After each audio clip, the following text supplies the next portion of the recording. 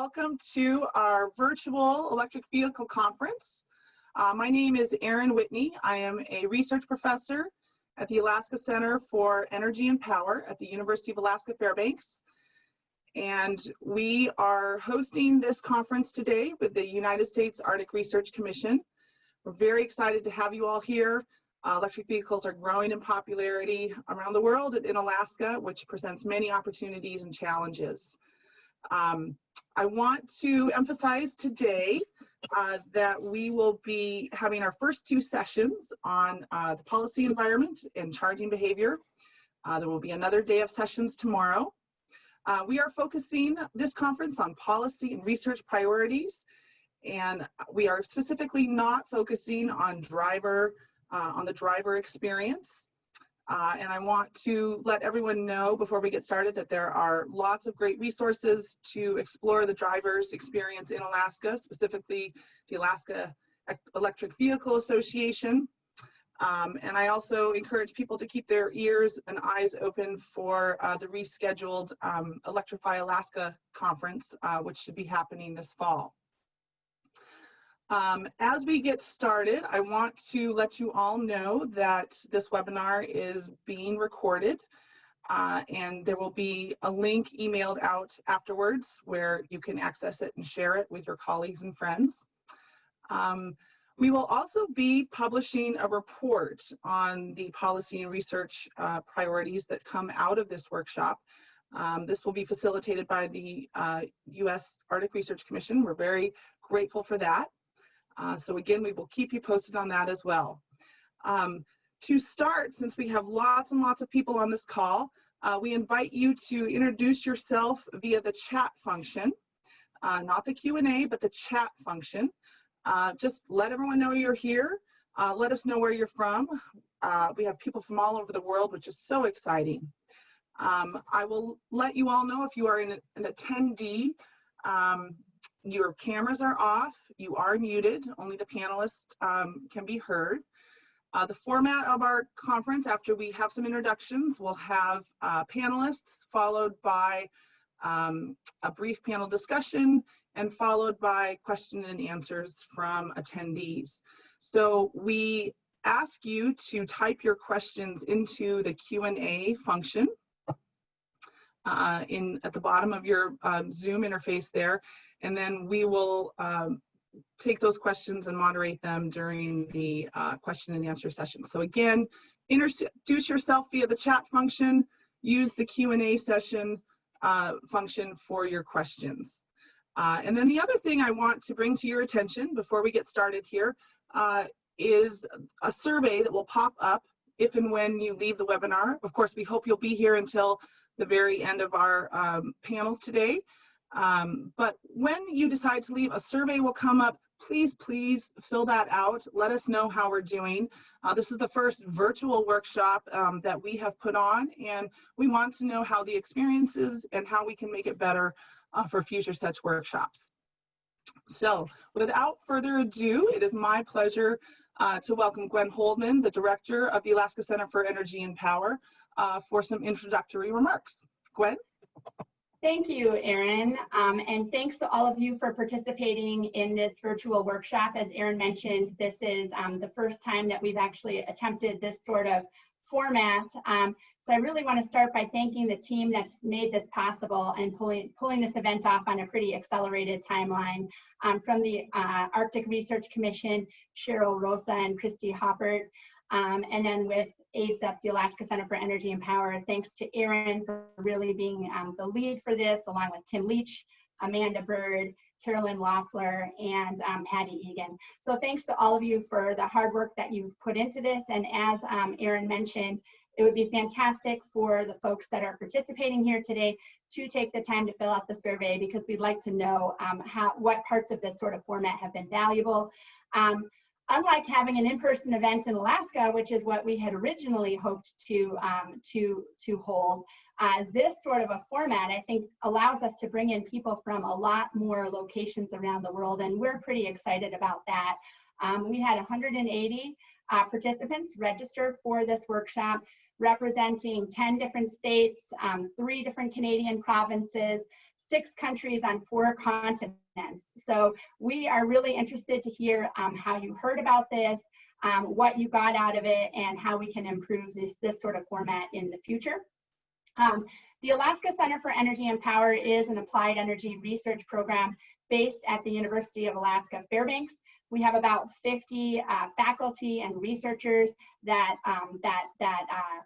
affiliate with our program, and we conduct research that's very applied and based on the energy challenges that are facing Alaska, northern communities, and similar sorts of places around the world with small populations and challenges with remoteness. And so we're looking for areas and holding these sort of regular sort of workshops in emerging technology areas that we think has real opportunities for the Alaska environment, in addition to other places around the world. And so electric vehicles is something that we have been very interested in for quite a while. There's a lot of interest in Alaska in this technology space and obviously globally. And so like Aaron mentioned, we're very interested in sort of exploring those policy and research priorities around electric vehicles for Alaska, for other similar locations that have challenges in terms of climate, remoteness, long distances. And so this is going to be a fantastic opportunity for us all to share information. We have a fantastic group of speakers that I think we're going to learn a lot from. So thanks to all of you for taking the time to participate here.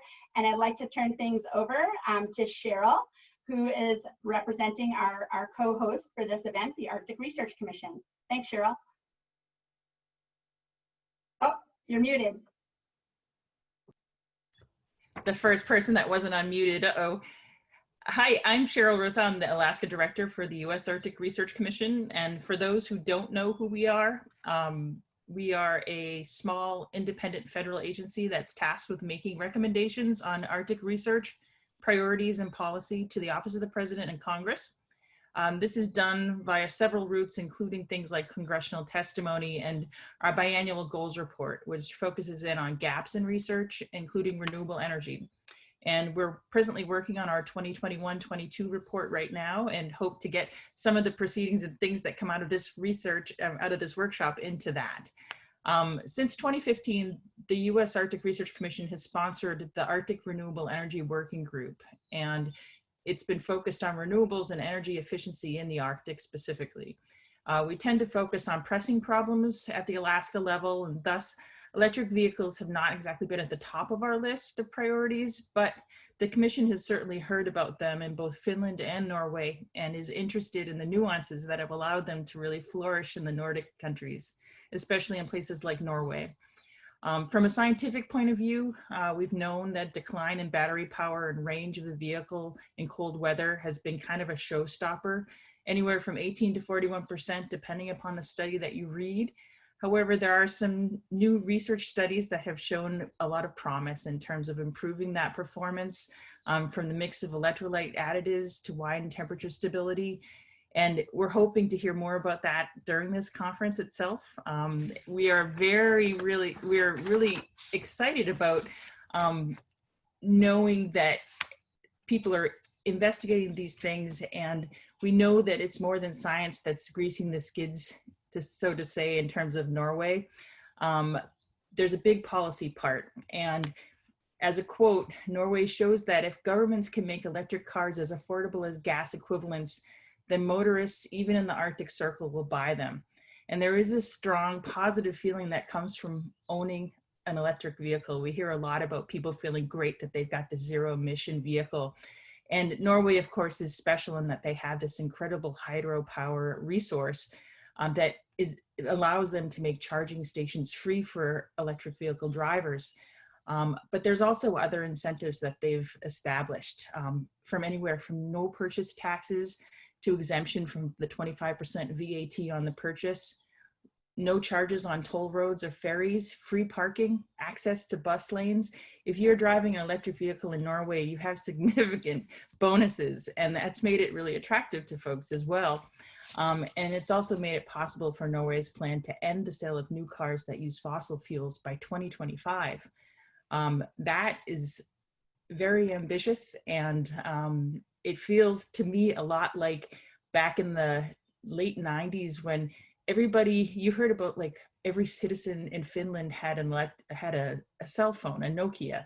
And I remember being in the US thinking, that's never going to happen here. And then look at us now.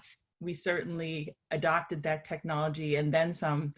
I'm hoping that maybe somewhere along the line, electric vehicles will look back and be like, I can't believe there was a time when we didn't have electric vehicles. So it would be great if we were able to figure that out for the US and especially for the Arctic. So I'm especially interested in the extreme cold part of these discussions.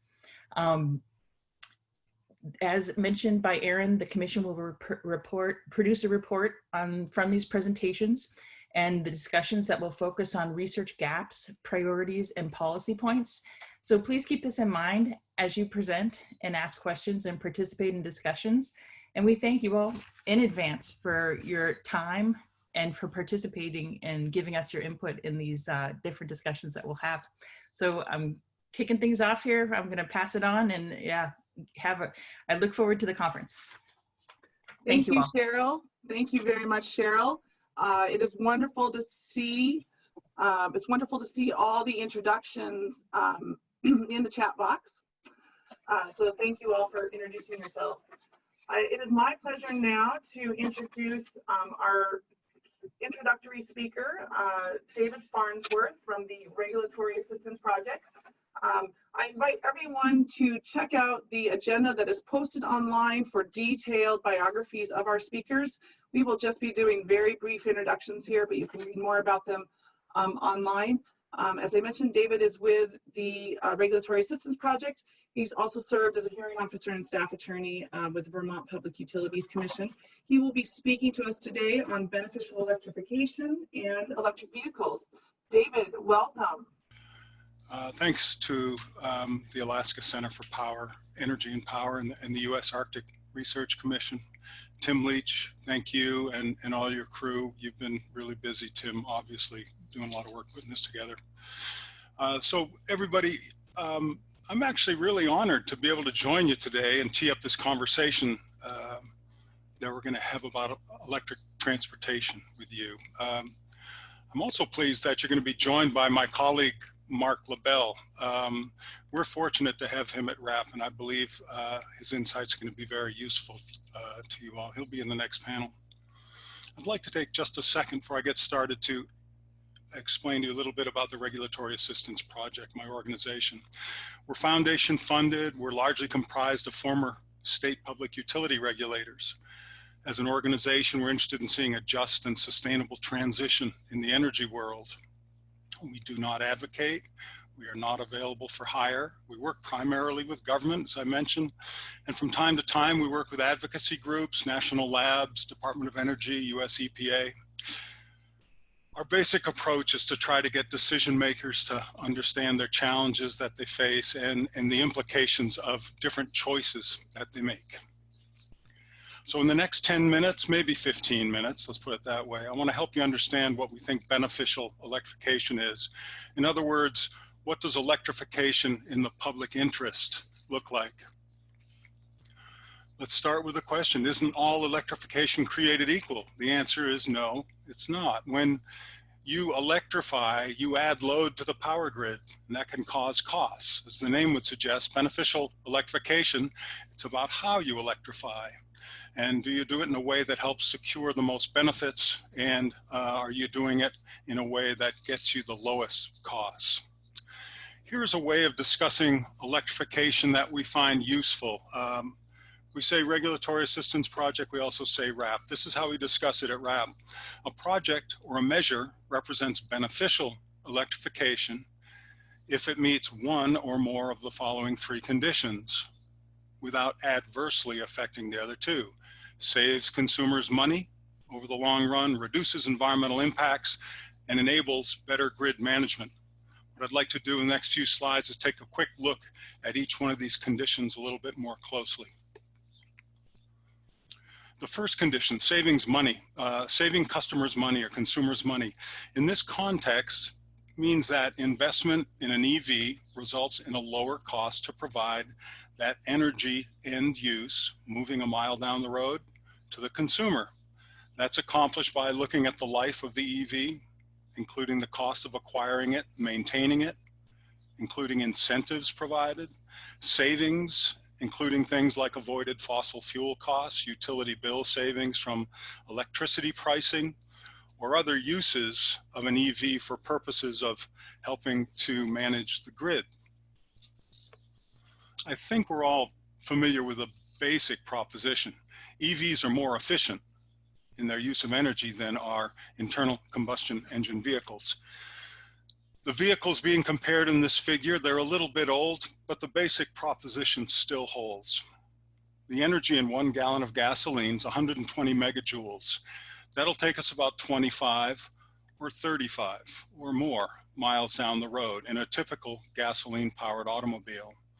But the same amount of energy, 120 megajoules in the form of electricity, now that's about 33 kilowatt hours, will take you well over 100 miles down the road. So the EV's comparative efficiency is one aspect of consumer savings. Of course, another aspect of consumer savings is the price of fuel. Mark is going to be talking about the price of fuel rate design in the next panel. What I've done here is included a link. It's highlighted in green down at the bottom of the slide. That will take you to an EV ownership calculator at Vermont Energy Investment Corporation. I encourage you to take a few minutes, plug in data that are relevant to you, and see what your consumer picture looks like. Let's talk about the second condition of beneficial electrification: reduces environmental impacts.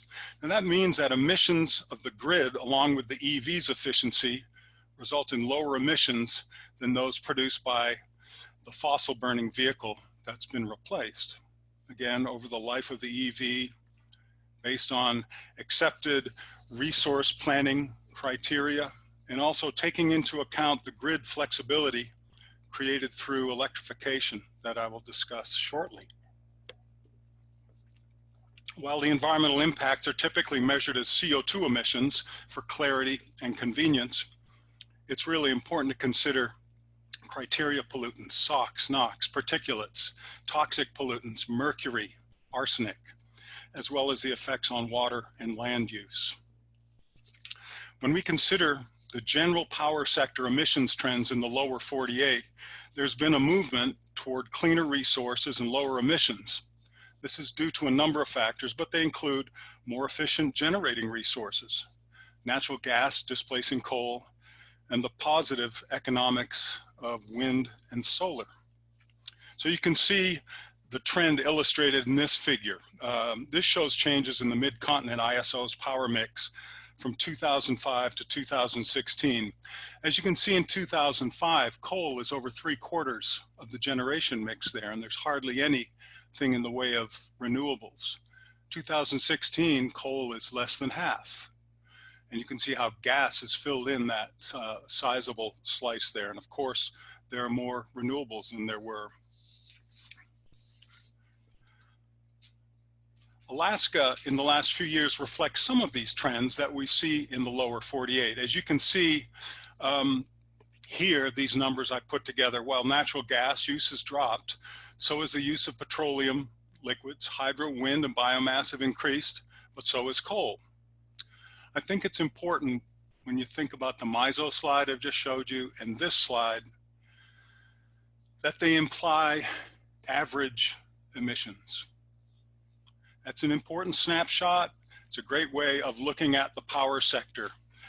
But as you add electrification load, you need to ask the question from a geographic and a temporal perspective: what generation resources are being used to meet this load? What does your system planning tell you? What do EV charging practices that you've adopted or not adopted tell you?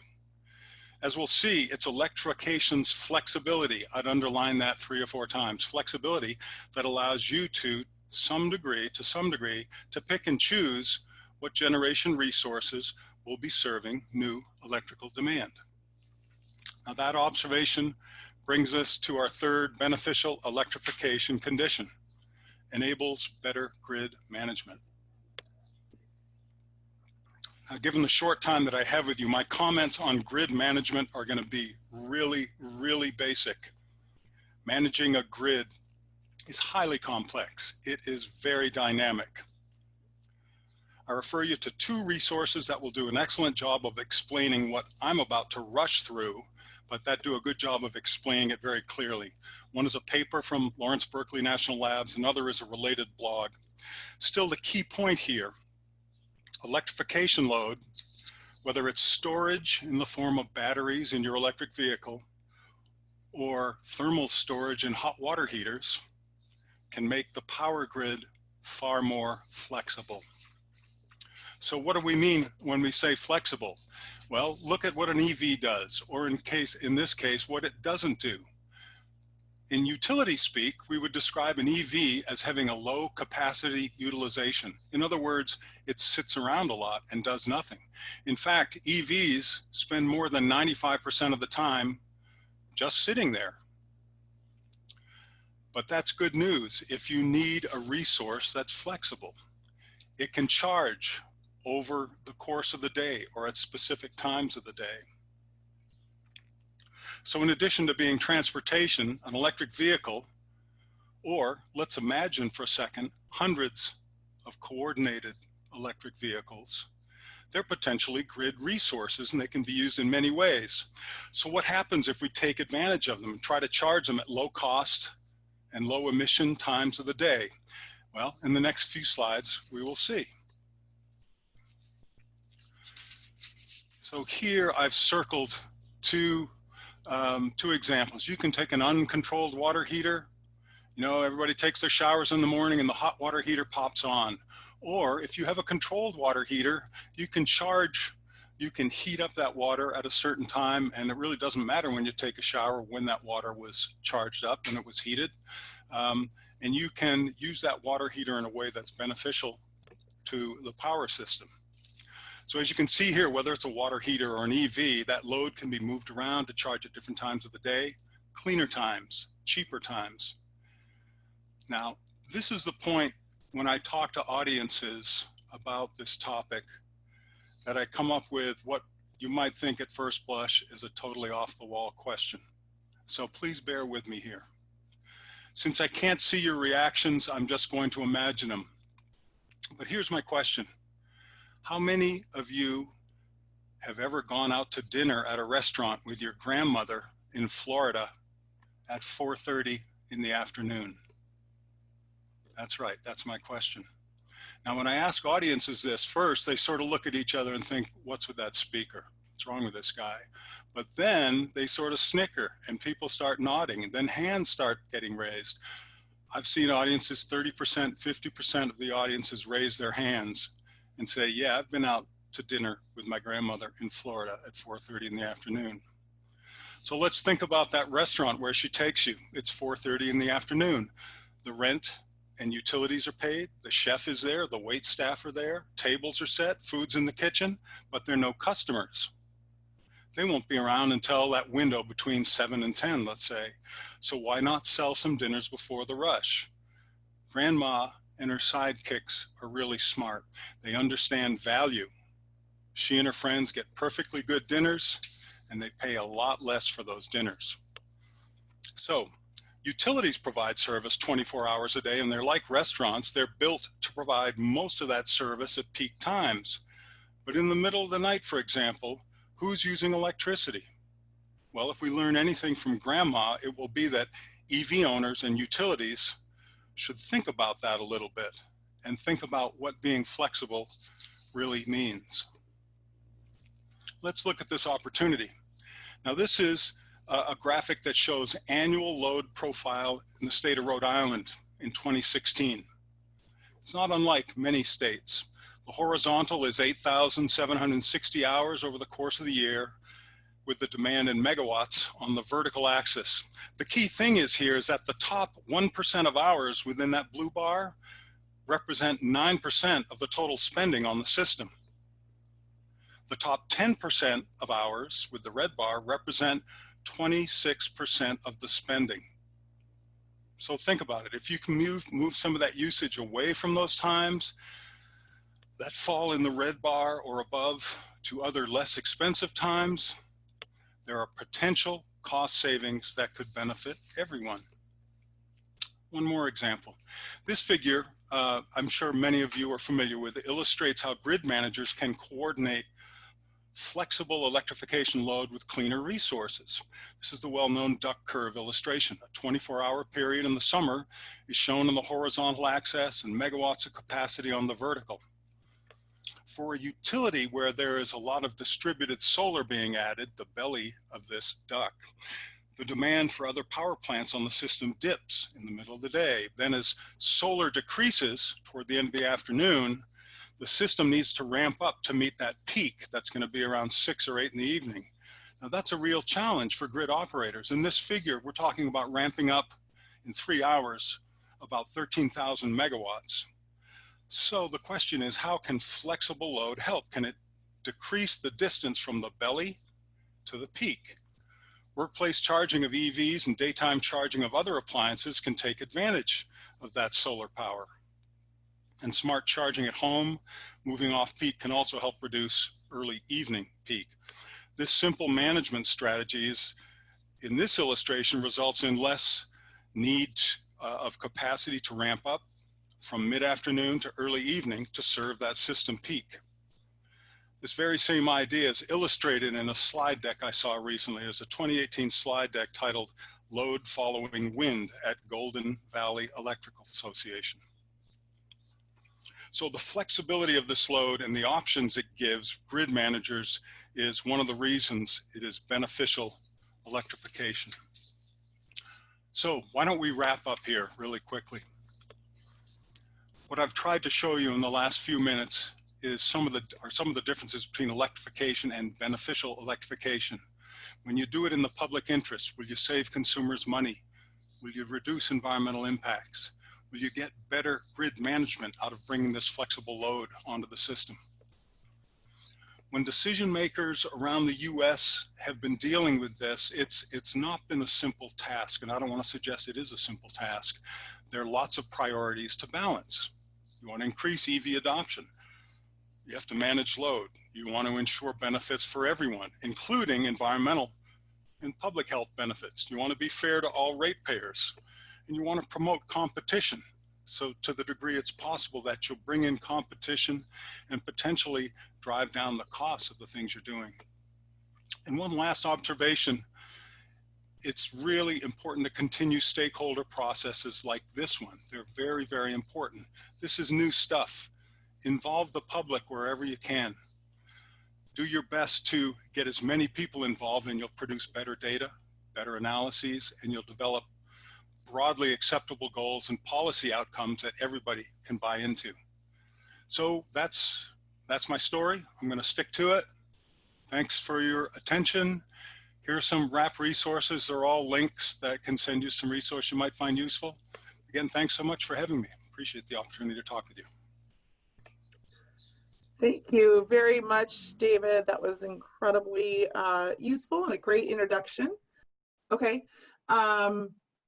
Okay, so David, I don't know if you can see that question. I'll repeat it here for everyone on the call and for those who are on the phone. The answer is, how many electric vehicles participating in flexible management would it take to materially flatten the duck curve, say by 1,000 megawatts in your slide? So the way it's described oftentimes is teaching that duck to fly. What you're doing is both pulling down the peak and then pushing up the belly. It would take a whopping lot of EVs to do that.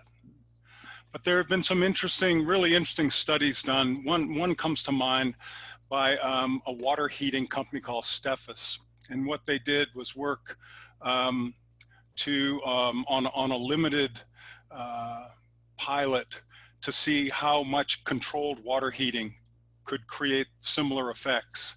And surprisingly, it was more in the range of 10 to 15% of all the load could be materially affected by a fairly small amount of water heaters. So it's, I'm sort of dodging the question because I don't have the precise numbers to give to you, but it's surprising what that flexible load can do to pull you off peak and to allow you to manage things in a more dynamic way that's most useful to the system. Great. Thank you so much. For those who have joined us in the last couple minutes, we have just heard from David Farnsworth from the Regulatory Assistance Project giving introductory remarks. There he is. Hey, Dave. On benefits of beneficial electrification. We will now move into our first session on the policy environment. And this will be moderated by Chris Rose of the Renewable Energy Alaska Project. And I just want to make a couple comments before I hand it over to him.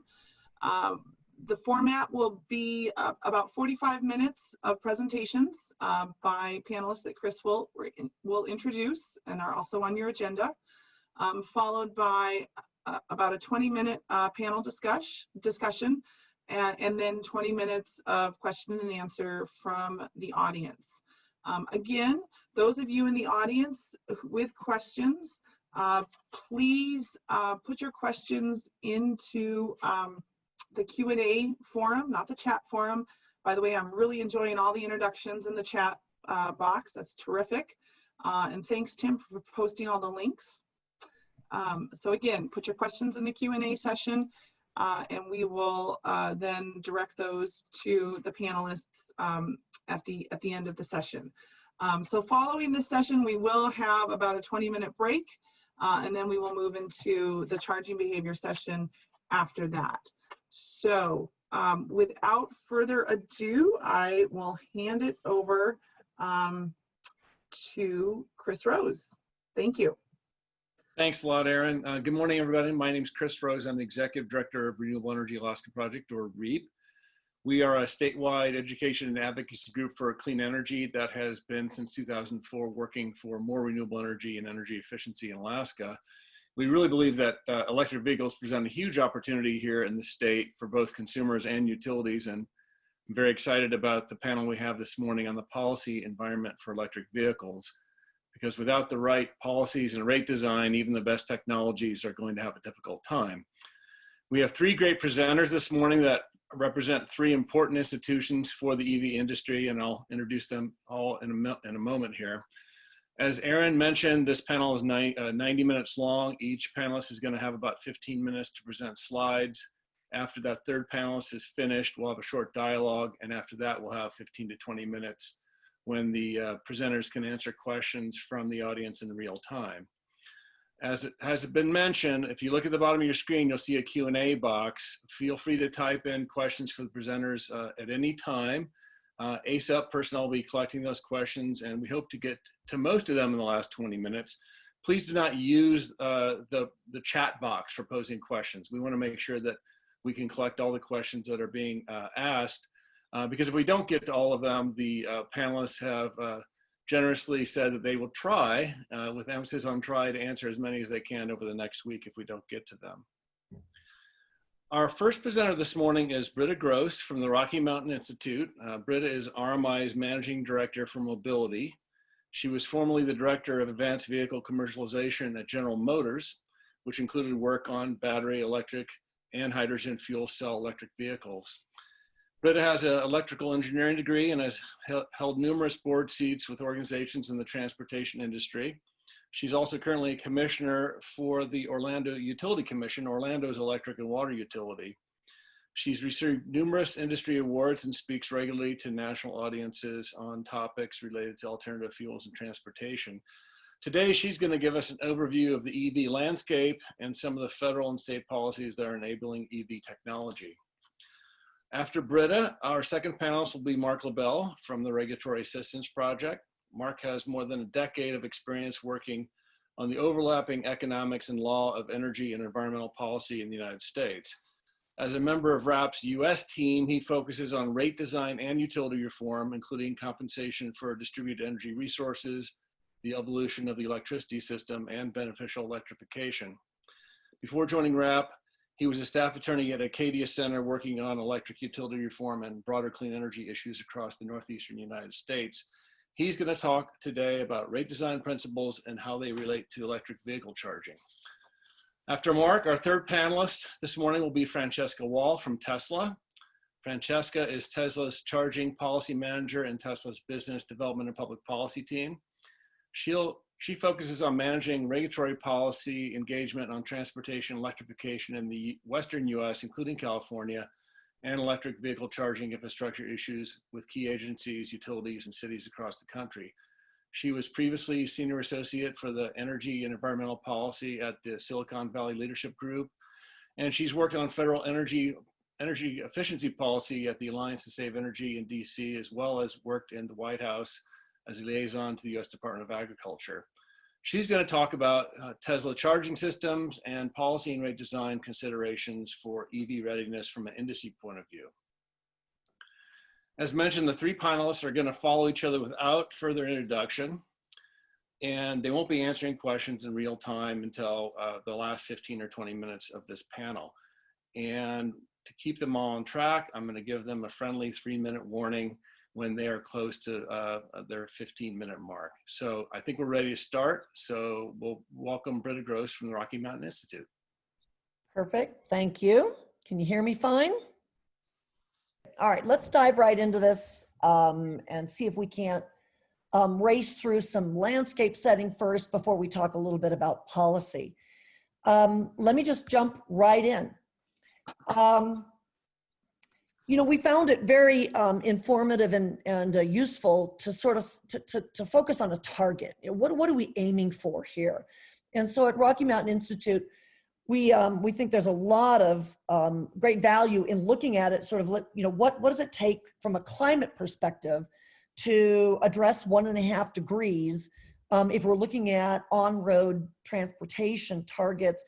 And it's not just climate in and of itself, it's all the co-benefits that you get. It's the cleaning air, it's the health, it's the, you know, saved revenue in the states, it's an economic engine, it's competitiveness, and so on.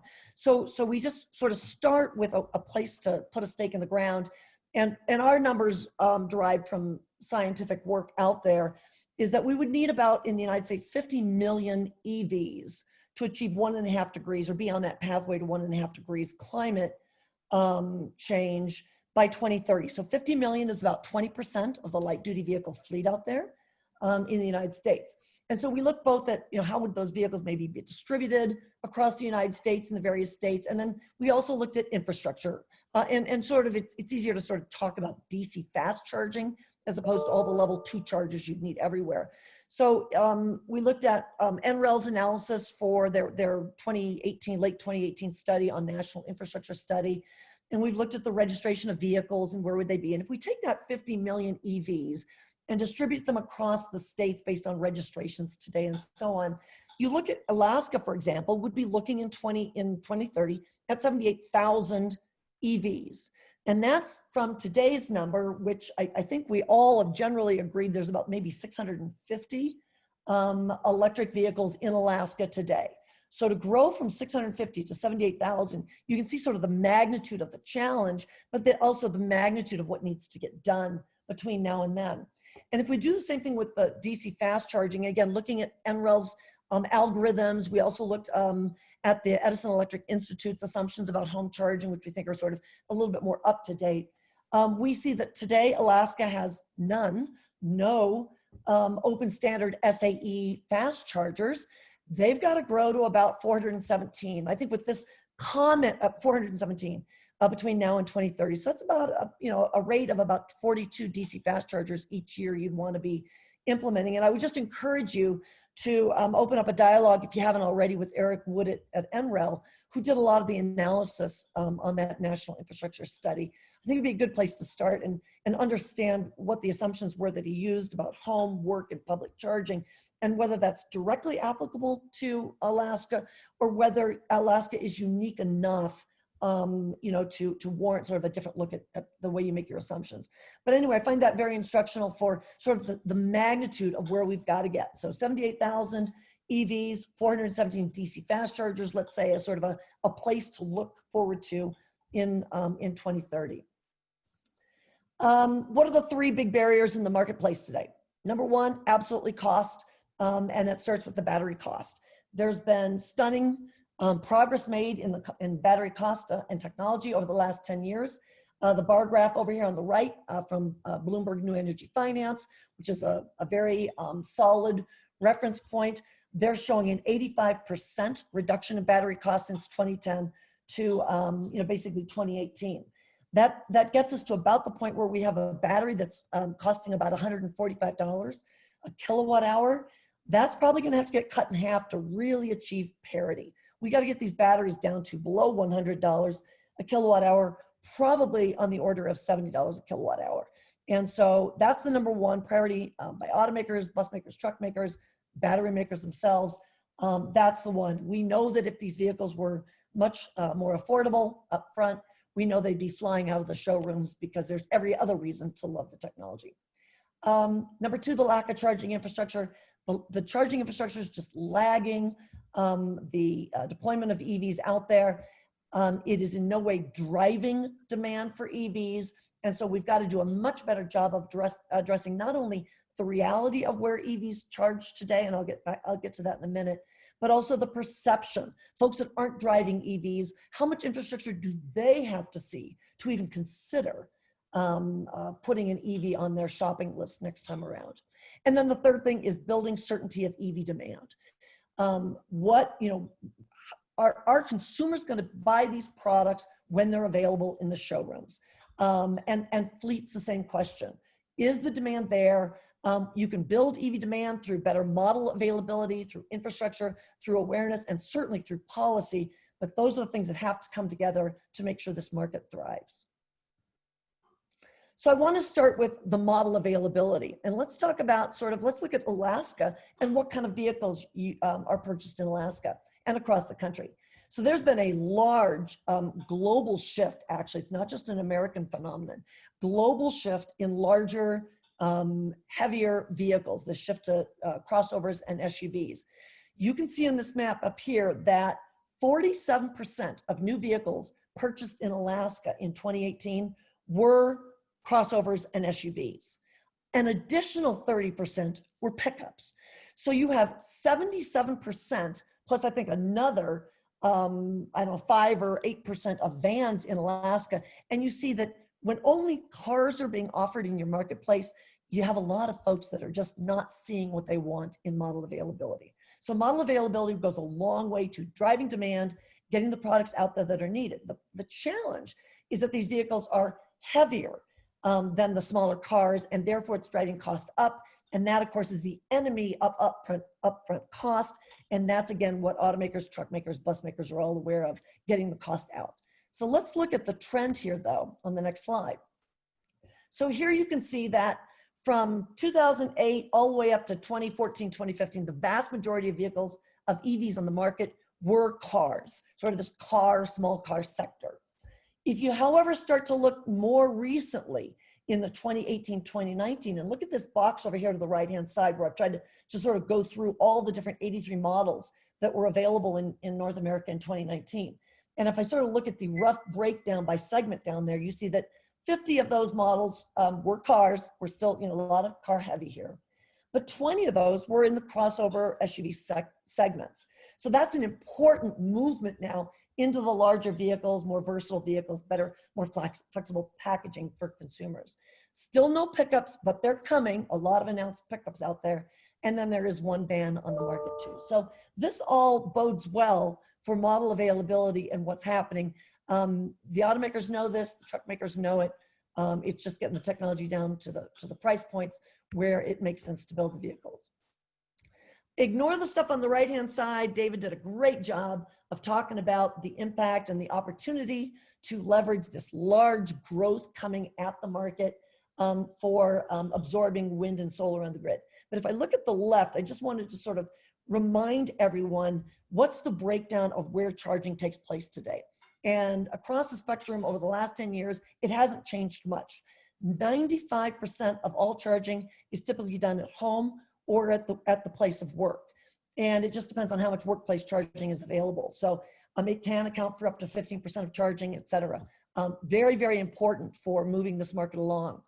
Less than 5% is done in the public space. So it's not doing the heavy lifting of charging, But again, you're not going to entice consumers into these vehicles if they can't get to the national parks, the state parks, and so on.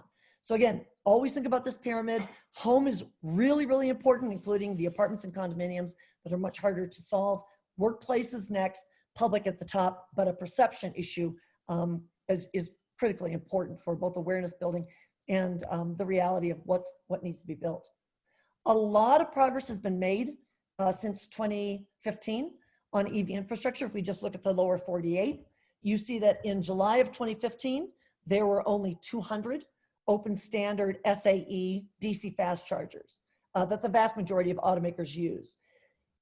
Fast forward to June this month, you see that there are 2,380 stations or sites offering DC fast charging, a total cum of 5,000 open standard stations. So vast progress has been made. It's just that if you think back on those numbers we talked about on that very first slide I showed you, the overall US number from NREL scaled up to accommodate 50 million vehicles is 300,000 DC fast chargers. And here we're looking today at only 5,000 in the marketplace. So we have a long way to go in the next 10 years.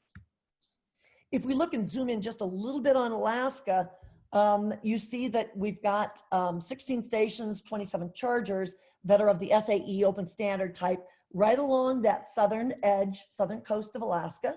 There are no SAE DC fast chargers. I learned that yesterday as I was grabbing data. There are 3 CHAdeMOs down in the Juneau area. CHAdeMOs used by Nissan and Mitsubishi. It occurs to me though, looking at your vast distances, there is a real uniqueness of Alaska. And you're really, and I'm sure this is really crystal clear to all of you that live there, you're really gonna have to look at the particulars of driving patterns. Where do locals go? Where do tourists go? You know, what are the roads that are traveled? If no one ever drives from Juneau up to Fairbanks, then there's no reason to really worry too much about that corridor. So I just want to think about where the driving patterns are, where your needs are, and then look at the assumptions that someone like NREL is making about how much infrastructure goes. You may be a little bit different and a tailored version of what maybe the lower 48 are looking at and what they have to assume. Where's investment coming from for infrastructure? 3 real sources of investment: government, utilities, and then some private sector investment. If we sort of look at where the big buckets of funding were in just the last few years, there's Electrify America, which is the settlement between Volkswagen and the Department of Justice. That's a $2 billion investment. Much of it's going to go into infrastructure as well as a little bit of marketing. You can see that is the map right there shows the in operation network of charging stations that was built over the last 3 years now. So a very nice system, top-down view and strategy of electrifying, you know, much of the lower 48 states. It's a good time, if you aren't already talking to Electrify America, to talk to them about, like, where's Alaska? What are you going to do for me? That is supposed to be a 50-state strategy, what Electrify America has to build. And they have 4 investment cycles. This is just the first one on this map right here. 3 more investment cycles to come. So 2 is already ongoing and underway. The second big bucket of investment is also from Volkswagen. This is the settlement with the DOJ to allocate funds to the different to all the states. In green, you see the states that have committed to spending some portion of the state allotment on EV charging infrastructure. So that's another important bucket of investment. I love this one because the states have put their hands in the air, most of them, 47 of them, and said, we understand the importance of growing EVs and the infrastructure, and we're committed to sort of doing our part and using some of our money for that. I think that's fantastic. 3 minutes. And then finally, extremely critical is the utility investment. And so the green states show investor-owned utilities that have already got rate case approvals. They've already been approved for $1.5 billion of EV infrastructure and EV related investment. Another $1.4 billion is pending. Another very, very important aspect of infrastructure. And if you look at the takeaway box, between 2010 and 2020, only 13% of the investment to date has come from actually the private sector. And why is that? Why only 13% of all these large investments? Well, because the business case is really challenging for EV charging infrastructure. Whether you're talking apartments, condos, workplace, or public level 2, or even DC, the business case is just really tough until we get enough utilization of vehicles out there. And so this really is a case where we've got to drive investment in infrastructure. Can't wait for everyone to figure out where that business case is. We've got to get vehicles out there, and then the utilization will improve on stations and the business case will come around. So very important to focus on those 3,200 utilities that are investing, many of whom are investing today. Why electrify? I don't want to spend too much time on here, but why electrify? Everyone's very clear on the personal benefits of electrifying. Dave got into this as well, but 1/3 the cost of operating on gasoline, generally speaking, across the 50 states. So it's a huge fuel savings in your pocketbook. It's inherently a better driving vehicle, smooth, almost jet-like, less stress, quiet, etc. If we shift over to the right-hand side, though, there are so many beyond the EV driver benefits. There is US competitiveness and jobs. This is something that China understands, Japan understands, Europe understands. It's something that we've got to understand here in the United States. There's the stability of electricity prices and what it means to fleet operators being able to calculate long-term operating costs of fleets. And then really important to home in on here, the state economic growth as a vector. Think about this. On average, across the United States, 90% of the electric sales revenue stays within your state, as opposed to the revenue from gasoline sales, of which more than 90% exits your state. So if you're looking for an economic engine, you're looking for a reason to get transportation electrified, think of it as, in this regard, what it means to your state to not only have the EV driver saving operating costs and the fleets saving operating dollars, but also what it means as an economic engine for your state through the utilities. All right, I wanted to sort of zoom in now on some policies and bring together some evidence globally of what's happening. Cheryl did a really nice job of laying out what happened in Norway and why that was so compelling. You'd be crazy not to buy an EV in Norway when they exempted the VAT purchase, which actually reduced the cost of the vehicle effectively like 50%. So this is a crazy business proposition for folks. They also exempted, as Cheryl mentioned, the tolls on the roads and the tunnel use and the ferry charges and the free parking. I mean, it was just a multifaceted, all hands on deck, let's make this work. Many other subsidies around the world. You can see Germany. China's got fascinating incentives both on the supply side and on the demand side that are making that, they're just going to force that market to happen. And very interesting because they see it not just a climate strategy. In fact, not really, that's not their first motive. Their motive is an industrial strategy, a technology strategy where they want to leapfrog every other automaker and own manufacturing, the global manufacturing of automobiles. And so, that's something to really look closely at. If we take a look at policies here in the United States, you look at, so what I did is a painstaking job of going through all the different policies on the AFDC, the DOE's website on laws and regulations. And I went through yesterday and just counted up which states, which states have implemented how many policies that are really valuable. And if you look over here on the right-hand side, these are the policies that matter. And when you look at a state like California, it's not that they're inherently excited about EVs. They just fight for EVs. I mean, look at the 53 EV-related policies that enable consumers and fleets and truck organizations and truck fleet operators to adopt these vehicles. And they come at it from many different directions. They come at it from both a Republican governor and a Democratic governor subsequently. So they've just got this united attack. New York, 26 of these possible incentives over here, or these policies over here. What policies are we talking about? We're talking about building codes that require EV readiness in apartments, condominiums, and workspaces, charging incentives, vehicle incentives, whether you have a transportation electrification plan, whether you have electrification targets for the state and so on, whether the utilities are engaged, whether they've been making filings, whether they offer incentives, whether they're owning and operating charging when the private market hasn't shown up. The arrows over there imply the progress that's been made in just maybe the last 2 years since I first did this slide for a different set of audiences. And you can see some, like, look at charging incentive there, the second one down. 21, a couple of years ago, there were only 21 states that were offering charging incentives. That's grown to 29 in just the last 18 to 24 months. So a lot of growth just in the last few months too. So, you know, this is an area where Alaska can really look at that shopping list and decide what of that menu, what can we do? I think the one that sits on the map for Alaska, I believe that's Alaska Power and Light, that has a filing in place for an investment in EV charging infrastructure. And so almost done here. What's it going to take to get to the 50 million EVs? Number one, we have to acknowledge the full value of transportation electrification. It benefits not just the EV driver. That's a very small way to look at EVs and where the benefits accrue. It is a benefit to the states, to US competitiveness. It's a cleaner, more resilient grid. Dave spoke to those points as well. And all the societal goods, we're living this firsthand, right, with air quality, health-related aspects of road transportation. And then finally, of course, the climate impact. We need more charging infrastructure for all the reasons I've outlined.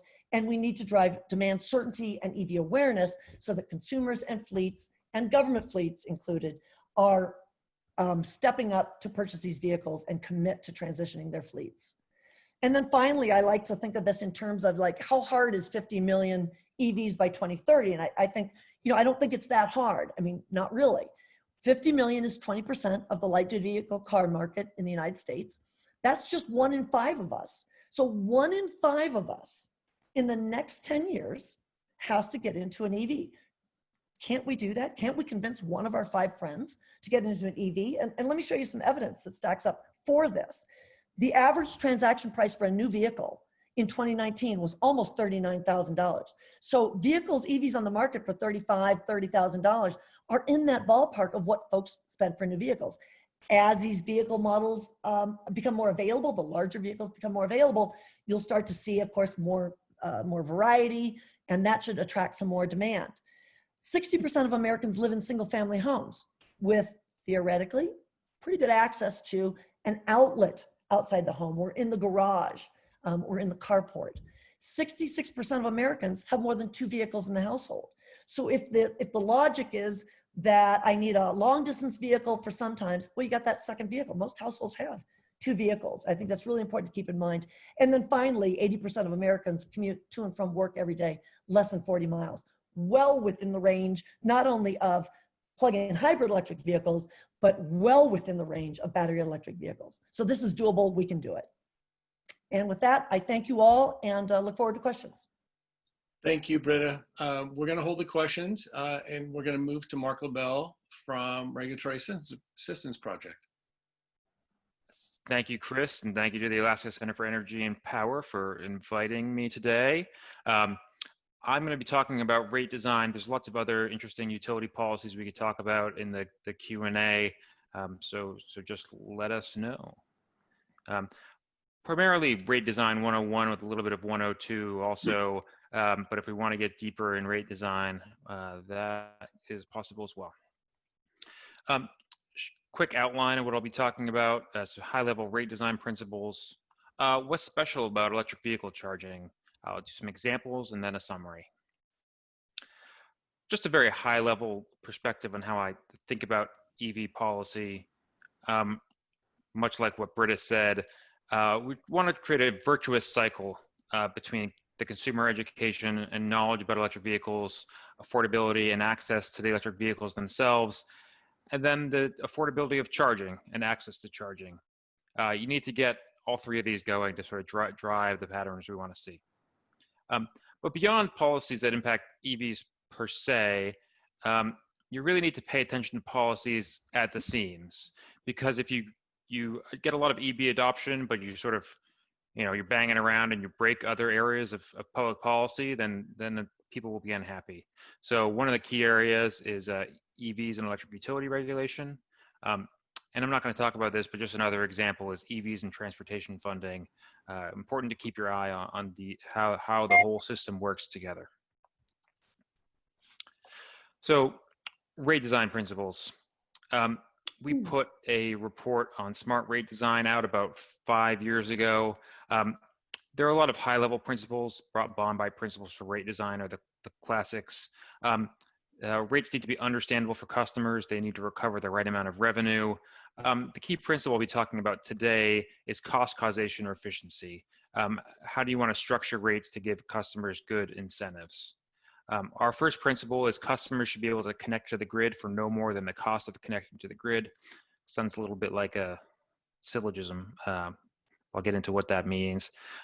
Second, customers should pay for grid services and power supply in proportion to how much they use those services and how much power they consume. Third, customers who supply power to the grid should be fairly compensated for the full value of the power they supply. That's mostly about distributed generation, but storage and EVs, you can think about those in this context as well. These are a little more specific than the traditional rate design principles, but still contain some ambiguities. Next, I'm just going to run through a few key terms. Many people may be familiar with these already. A customer charge is a fixed monthly fee to access utility service. An energy charge is the price per kilowatt hour. A demand charge is a little tougher to describe, but it's based on your highest 15 or 30-minute individual peak usage. And it can be over the course of a whole month, or you can define it on a narrower basis, which I often call a peak window. Other key phrases: a time of use rate, a time varying kilowatt hour prices where you have sort of on peak and off peak rates. You can have more than 2 periods though. Critical peak pricing, there's a variety of ways to sort of pass a higher price to customers at a limited number of hours every year. A peak time rebate is sort of the reverse of critical peak pricing, where you have a bill discount at those highest peak times. Demand response is lots of different types of programs that compensate a customer for reducing load in response to a signal. And then vehicle to grid is sort of the final frontier of EVs and rates. Can't really do it in most places yet. There's battery warranty and other issues, but lots of states have started talking about this range of advanced programs to provide grid services from EV batteries. So when we're talking about electric vehicles, it's important to think about, what's special about EVs in this context. There's some things that are special, but there's some things that are not. In general, you want electricity rates to be technology neutral and based on costs. So Britta ran through a lot of this, but there's 3 levels of electric vehicle charging. Level 1 is a standard household outlet. That's like you plug in a lamp the same way you plug in an EV. Level 2 is a drier outlet, a higher capacity residential circuit, adds about 20 miles of range per hour. And that sometimes you have higher capacity level 2s, and you may have even higher levels in the future. And then level 3, these DC fast chargers have very high power draw, anywhere from 20 kilowatts to hundreds of kilowatts at a time. Just presents some unique issues that are closer to a large commercial or industrial customer than your typical small business or residential customer. But to talk about level 2 EV charging, which is what you're going to see at most homes, level 2 EV charging is a lot like an electric water heater. So this sort of implies it's not special in some ways, right? But it's something that a lot of utilities have experience with programs, and they've figured out how to manage electric water heaters in many places. And there are tens of millions of electric water heaters across the United States. So to a lot of people, that's comforting. That this is not something that's so far out there that's going to really destroy the utility system. But just to get into the specifics of the comparison here, an electric vehicle, level 2 charging is a few kilowatts, up to 6-7 kilowatts right now. You have a moderate level of usage over the course of the year. You can manage it to avoid peaks, and a full EV battery is pretty much always a full day of driving. There are some exceptions to that, obviously. And almost all of these things are also true for an electric water heater. Sort of 4 to 5 kilowatts, moderate amount of usage over the course of the year. You can manage it to avoid peaks. And a full water heater tank is about a full day's supply. So there's a lot of good analogies here. As I said, level 3 public DC fast charging may not have the same type of analogs, or at least the analogs are to different types of industrial equipment. So as mentioned, these may be relatively low utilization, but have high value in the minds of EV adopters. So there's sort of the several different reasons why you want to see more of these out on the roads, particularly for interstate and long distance travel. For medium and heavy duty vehicles, these won't be located publicly necessarily. They're charging places to charge, but they have a lot of the same issues as public fast chargers. However, fleet operators have additional issues in order to operate. Think about a bus fleet; they have to meet certain timing patterns. So there are additional issues in some of these medium and heavy duty segments. So we'll flip to some examples of good rate designs. I'll start off with what we think of as an illustrative, close to a theoretical ideal smart rate design. And I'm showing both a residential and a medium commercial rate. These show a lot of the different issues at play here. The customer charge for the residential is differentiated by customer segment. A multifamily building, they all share a service drop. They all share a transformer, so you can have a lower customer charge. A small single family house will have a slightly higher customer charge because they don't share a service drop, but they may share a transformer. A very large house with an unusually large electrical panel may have a dedicated transformer, so you charge them an even higher monthly rate. The same principle for a commercial customer, you can apply the same logic about shared transformers and dedicated transformers and sizing of transformers into a demand charge for site infrastructure. Because they have their own service drops and transformers that are sized to an individual customer, that's why it's appropriate to pass that through as a demand charge. In our ideal smart rate design, and we can talk about why this is, we charge the rest of costs through time varying rates. This is a 3 or 4 period time varying rate in this example, where we have an off peak at 7 cents for residential, a mid peak at 9 cents. An on peak is going to be several months of the year, a 4 to 6 hour period, it can be around 14 cents. And then a critical peak in 50 to 100 hours a year, you can apply a much higher price. Those are the times when the electric grid is really, really stressed. So some interesting examples, Oklahoma Gas and Electric has this optional program called variable peak pricing, where they have a $13 customer charge, off-peak rate of about 3 cents. And these are their summer prices for this program. What makes this a variable peak pricing scheme is that the price for 2 p.m. to 7 p.m. changes every day, and they notify customers by 5 p.m. on the previous day. And what they select whether a day is going to be a low price, standard price, high price, or a critical price. So customers know, 20 hours in advance, but there's an actively updated on-peak price. There's lots of other interesting features of this particular program. There's a senior citizen discount of $5 per month in the summer months when they face these higher prices, and they give away programmable thermostats for free. So this is a really cool example of something that's being tried across the country. One of the major issues for fast charging is demand charges. It's a little less intuitive than a kilowatt hour rate for many of us. It doesn't show up on a typical residential bill. But how a demand charge works is you're charged for the highest kilowatt draw over the course of an entire month. So as you see in this little graph here, this customer has a highest peak of 7 kilowatts.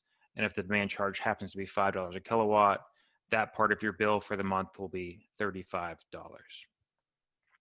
So the way that this impacts fast chargers is pretty significant.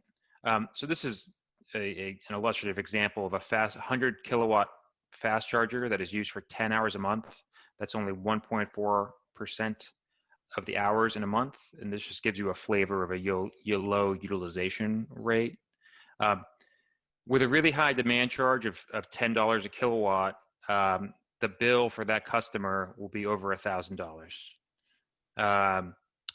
an average dollars per kilowatt hour of roughly around $1, a little over $1. However, if there's a demand charge of only $2 a kilowatt, and you, depending on how a class has their load shape, you have a higher energy charge. But the bill impacts of a $2 a kilowatt charge are much lower. And it's much more manageable at an average dollars per kilowatt hour of 32 cents.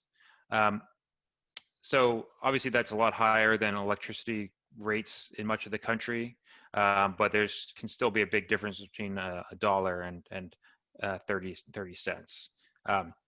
Of course, you could get rid of demand charges altogether for these customers, but that may or may not be a good idea. 3 minutes, Mark. Thanks. So in terms of options for reforming demand charges, one thing to do for commercial, you can just change how commercial and industrial rates operate generally.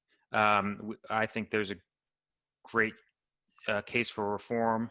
To do the traditional customer charge, large demand charge, small energy charge for industrial rates was great in the middle of the 20th century, but is not a good modern rate structure. There's a bunch of good rates around the country that do this. Sacramento is a good example. Another way of reforming demand charges is you just replace the demand charge with a kilowatt hour rate. In Connecticut, they designed the kilowatt hour rate based on the class average load factor. And then there's a variety of states that just give a demand charge holiday, where several years they're just sort of giving people a break from the demand charge. And there's several different ways to do that. So one of the most interesting demand charge reforms around the country is what's being talked about in California for PG&E, a utility with plenty of problems, but this is one potential high point. They propose a commercial, this is a large commercial EV rate, where instead of a big demand charge, they have a subscription rate that's around $3.5 a kilowatt. So if you're a 50 kilowatt charging station, you know you're going to have a $180 a month subscription, and then the rest of your power is in a time varying energy charge.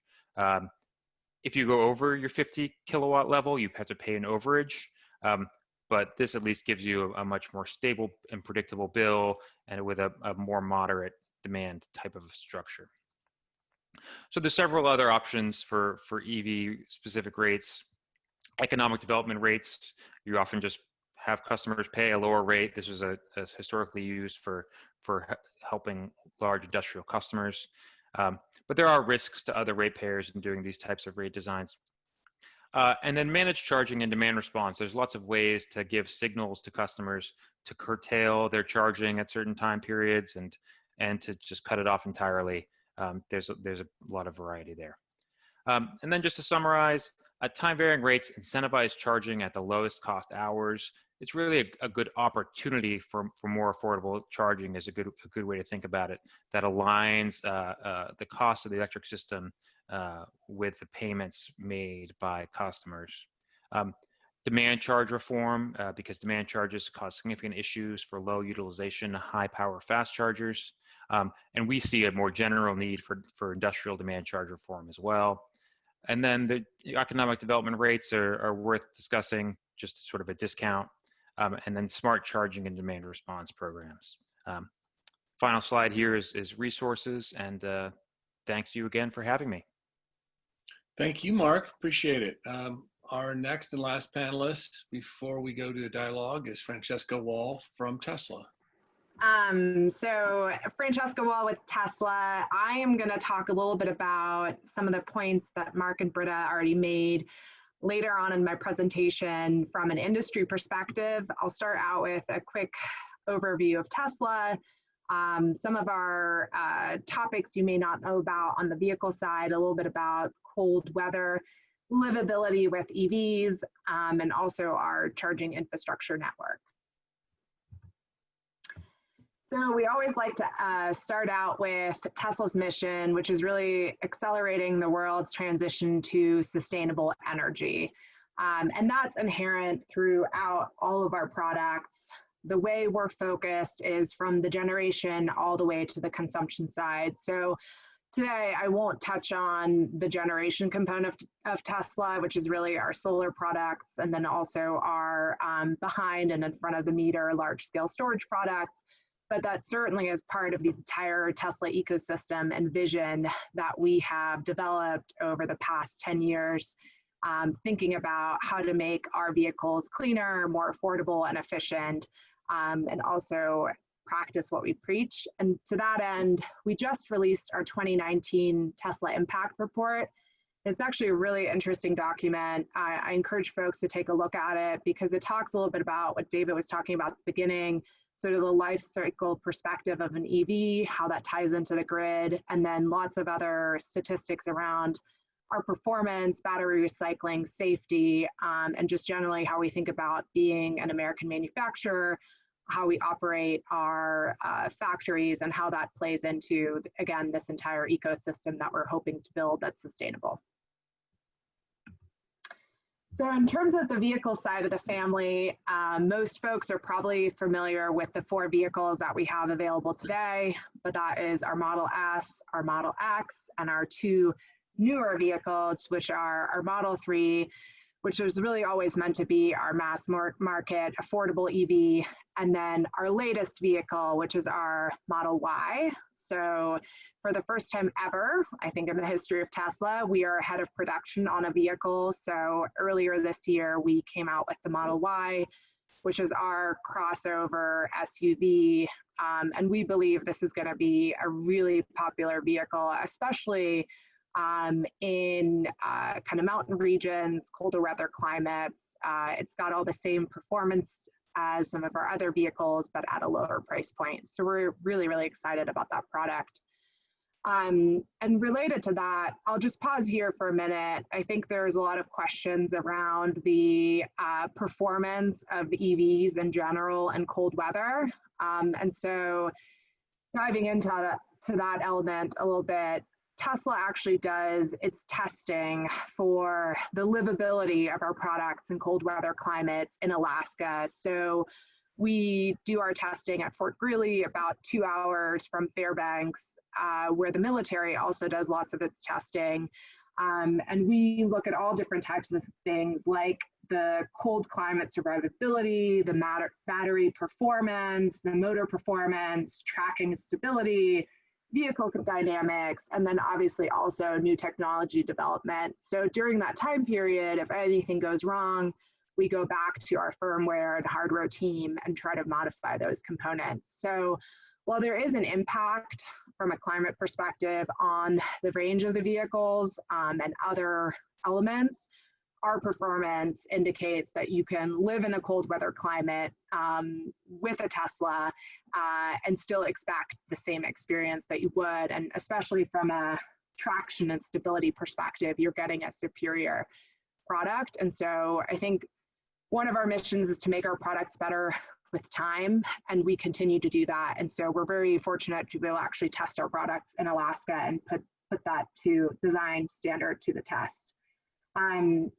Our vehicles are long range for a reason, and one of them is that we want to make sure that those customers that are living in cold climates are still able to get from point A to point B comfortably. And so when you have ranges of up to 400 miles now for the latest version of Model S, even when you have some performance degradation, you can still comfortably make some of those road trips. And as we expand our infrastructure network, that will only get better with time.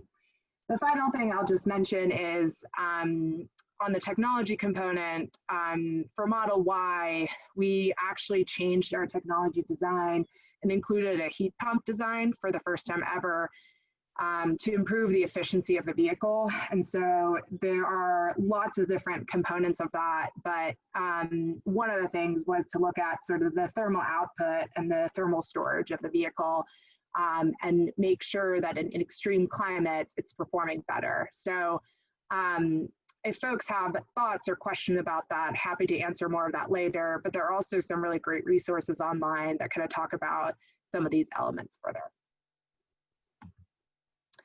So just very briefly, the Tesla family part 2, our famous unveiling of the Cybertruck happened late last year, which was an interesting event to say the least, but this is really an exciting product that will be coming out in the future, which is going to be kind of the direct competitor with the light duty truck market today. So folks are really, that's another area we need to be cracking, and that's what we're moving towards.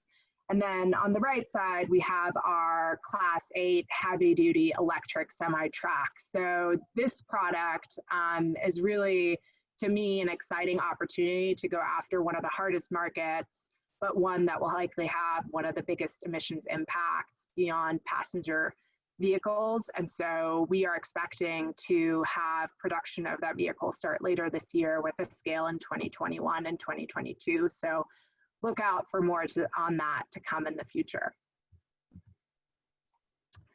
So the other important part of kind of the Tesla vehicle ecosystem is our charging infrastructure network. A lot of folks wonder why Tesla got into the charging business, and it was really originally to sell vehicles, to give our customers that comfort that even if you're never going to go on a road trip in your Tesla, in theory, you could go on a road trip across the US, Canada, and lots of other global locations and not have that fear for range anxiety. And so to that end, we have kind of 2 major networks that we have deployed for our customers.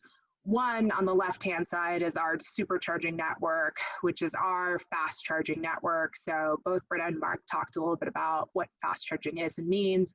But for Tesla, this is really the network that we're most known for. And the picture here actually is a site in Kettleman City, California, which has 40 stalls and actually has its own coffee shop. So we're getting more creative. We're building larger sites as demand goes up.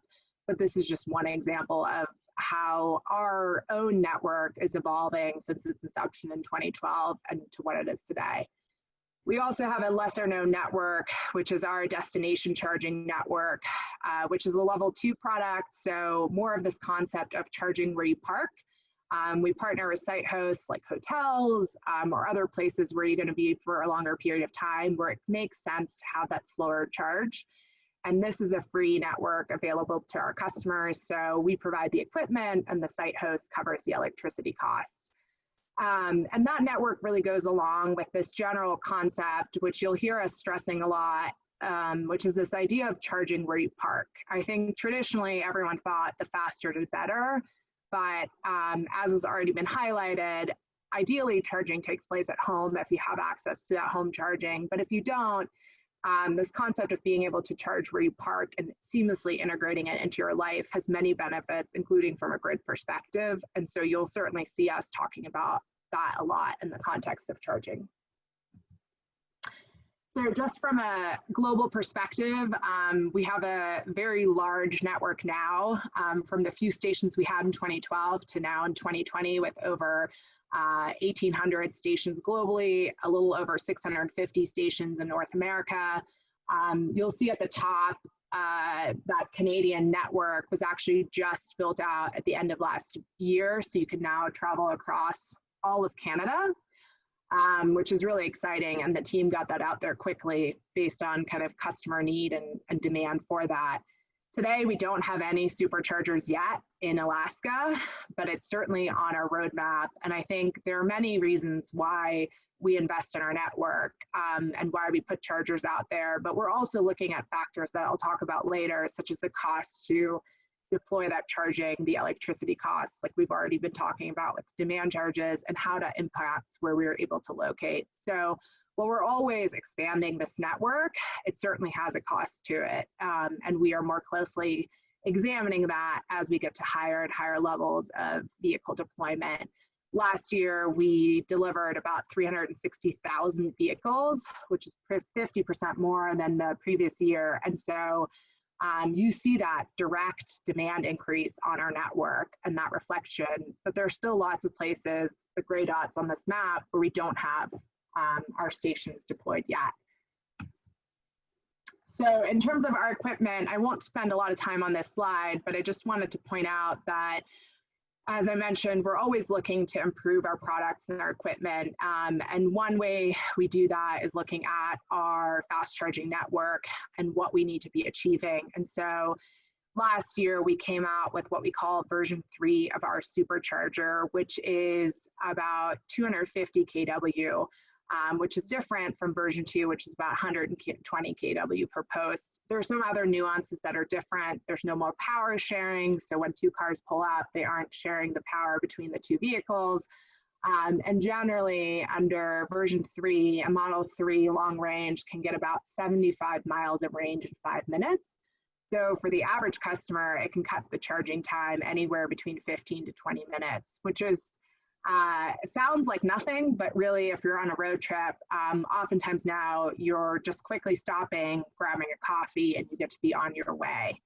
So this is really exciting. This is what we're deploying in the field today, and this is what you'll continue to see more of. One other cold weather related item that has to do with charging. So in response to customer feedback, one of the things that came with version 3 of Supercharger was the ability to do en route battery warm up. So if you go into your navigation system and you type in that you're going to a supercharger, your vehicle will automatically recognize that and be able to utilize this function. So this is an opportunity from a software perspective to continue to improve the vehicles as well as the charging and make that ecosystem work better together. I'll skip this slide. I think we hammered this home a lot already in the other presentations, but just again to reiterate, the majority of the charging for our customers still takes place at home. Certainly that's changing with more customers now living in multifamily dwellings that don't necessarily have access to home charging, but it's not such a dramatic shift that it's really changed the overall charging profile for our customers yet. So my final couple points are just really diving into the policy side of things, and we'll spend a little bit of time on this later on in the questions as well. So I'll just quickly highlight a couple of areas. One area we spend a lot of time on for Tesla is on the utility side. So for our fast charging network to be deployed, we have to be working with whatever utility is in that territory, and we have to be partners on that. And I'll talk a little bit more about that in a minute. We also think a lot about education, awareness, and outreach. I think this has been stressed a lot, but it's still a really important element, especially on the charging side as well. A lot of customers don't understand what charging really means when they purchase their vehicles. They may never have been in a Tesla before. You might find that surprising, but there are lots of customers that just buy their car online. And so this continues to be an important part, both on the EV side, what's available to you, but also on the charging side. Local policies are really important to our fast charging network. So how quickly can we get the stations out there? Do we need to have variance permitting? Do we need to do different inspections? What does that process look like? And then finally, tax credits. Everyone is always talking about the opportunity to provide EVs affordably, and tax credits certainly have a role to play in that. And obviously, at the federal level, that structure that's been put in place is not very friendly to first movers. And so there's a lot of discussion now about, how to reform that and what opportunities there are to make some modifications so that folks are continuing able to take advantage of that. About 2 minutes, Francesca. All right. So on the transportation utility nexus, this is what I spend a lot of my time on talking about in regulatory proceedings across the West, but also just generally internally. And so there are kind of 3 key components that we focus on from the utility side. One is the rates. The other one is line extension policies. And by that, we mean just like any other commercial customer, what does it take to get power to the site? And is a utility providing a construction cost allowance or some sort of opportunity for you to be able to work with the utility to make that investment, knowing that you're going to bring a certain amount of load over time, and that will help recuperate those costs. And then finally, the development timelines. We see a lot of variation across the country for how quickly you can get a station out there, but there are some best practices that are evolving, like having a dedicated account rep who knows what charging looks like, and being able to get a more streamlined process in place. So Mark talked about rate design. It's certainly something that we think about all the time. We have kind of 3 use cases that we're thinking about. One is fast charging, the other one's home charging, and then fleet charging. I won't go into those details, but I'm happy to take questions on it. And then I'll just end it with the pitch on demand charges. We certainly see the impact that demand charges can have on our sites, and load factor is a key determinant here, along with utilization. And so while the expectation is that utilization will continue to increase, you will also always have sites that are in the middle of nowhere that have to be there that may never see the high levels of utilization. So when you're thinking about rate design, there's lots of different applications and use cases to consider. And so we're thinking about it from the perspective of fast charging today, but also from the perspective of fleet charging and opportunities there. And then final slide, I wouldn't be good at my job if I didn't mention at Tesla, customer experience is key. So when we're thinking about policy design, we're always thinking about the customer experience. And so we want to make sure that owning an EV is better than owning a ICE vehicle. And so in all of our conversations, we stress this, and we try to think about this from the customer perspective. How will the policy impact the customer experience, and does that really make sense? And these are my pictures from Alaska. It's probably one of my favorite places I've ever visited, and probably one of the most interesting places to actually see a direct impact with the climate changing, and really hit home for me. So with that, those are all of my slides, and I'm happy to take questions. Thank you, Francesca. Appreciate it. Well, we're going to have a little dialogue amongst the presenters right now for about 15 minutes. If you want to turn your video back on. And as I mentioned before, if you want to start sending questions, ASAP will start collecting those. Use the Q&A box, not the chat box. And in about 15 minutes or so, we'll start having the presenters answer questions in real time. But I'd like to kick it off by just asking all of you to talk a little bit about what you think the biggest barriers to deploying a fast charging network are. And from what you know about Alaska, what we might want to start with here in Alaska to start taking down those barriers to a fast charging network.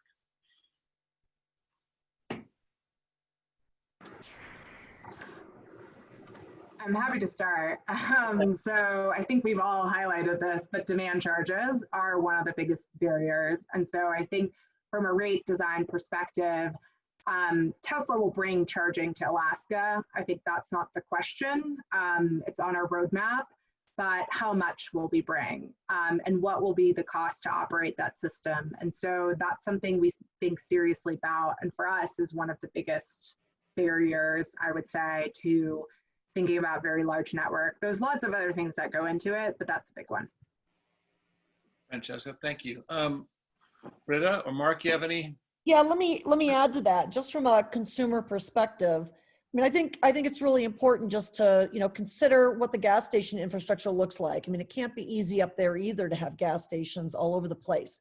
And so over time, they have weaned themselves. They're in places that get you somewhere. And as I answered in some of the Q&A a couple times, this sort of theme keeps coming up about, the cost of, there's a lot of revenue that'll come in on the home and the workplace side. Those are daily charges. 80 to 95% of all charging is going to come in that regular kind of charging load. And the cost of entry, though, into EVs, the cost of getting this market going is going to be putting in some of those DC fast chargers. So you can do a minimum. I mean, you can just sort of figure out where the gas stations are. You got to account for maybe the distances, the battery range distances, and what happens with cold weather. Cheryl's comments about that were spot on. But, think about the consumer first. What are they looking for? What does it take to be comfortable driving up to the national parks and to the state parks? And then back off and then think really seriously about what your solutions are for home and work, where people really are living and congregating and spending their daily lives. Thanks, Britta. Mark, you have anything to add? Nothing. That was perfect. Okay. And feel free as panelists to ask each other questions as we move along here.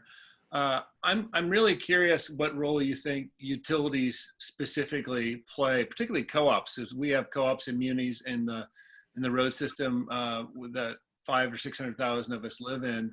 What role can utilities play up front? I mean, demand charges, of course, are something we've already covered, but in terms of allowing, for instance, a charging station in a place that may not get that high use because it's far out, but still needs to be there.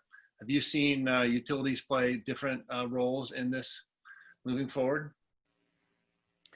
I mean, I'll just say, as far as co-ops go, there are several really forward-leaning co-ops out there. I think in Michigan, there's Wolverine Power.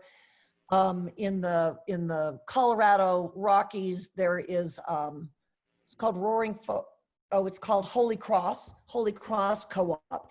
These are leading edge utilities that are out there recognizing, I mean, these are like community owned utilities, and they see the value of getting folks into electric vehicles for all the reasons that Mark and Dave pointed out about sort of moving load along that peak curve to sort of charge when it's amenable and good for the grid, and avoiding charging when there are already peak loads on the grid.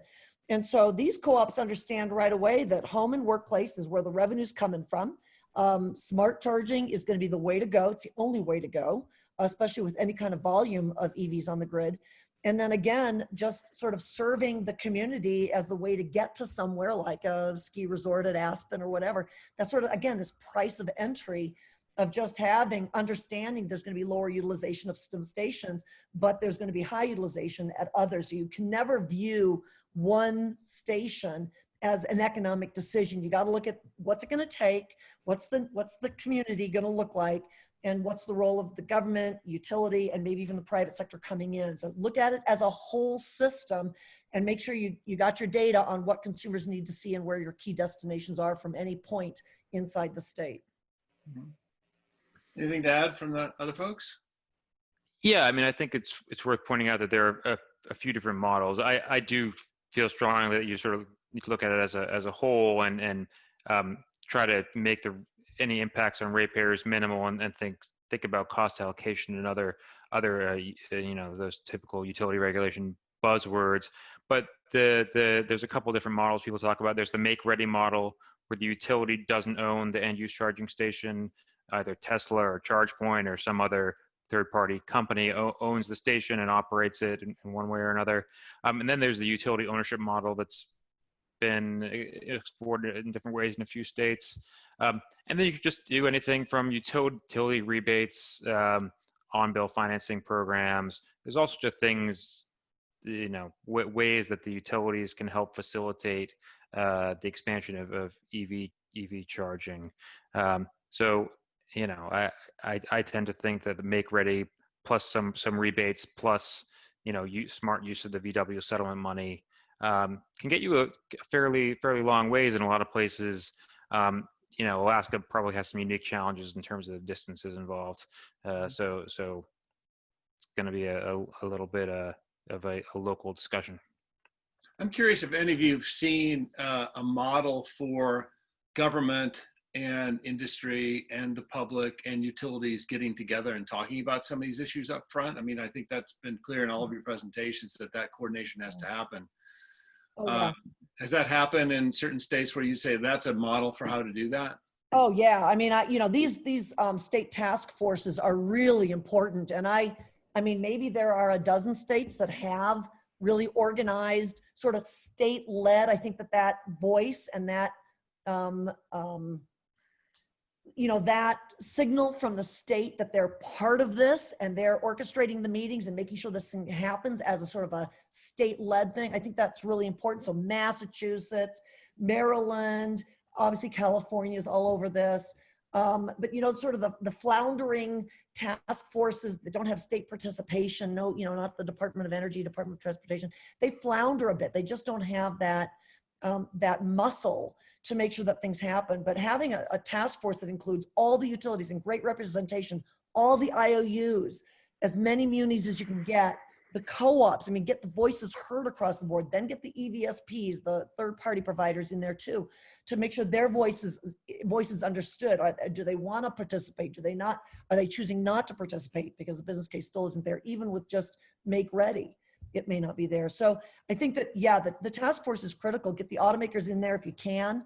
Get local dealers, get the dealer association involved. Just sort of the more voices you get as sort of viewing this as a community or regional effort is real power to getting data in there. Yeah, and different government agencies have different specialties that need to be involved. Like the Department of Transportation is going to have much more information on driving patterns than any public utility commission will ever have, right? So you know, and then you also just get the coordination problem. Sometimes the left hand doesn't know what the right hand's doing. Like, what is the DEP doing with any VW settlement money versus the Energy Bureau, right? Like, there's just some basic coordination, and you know, you don't want too much duplication of effort or the ball just to be dropped entirely.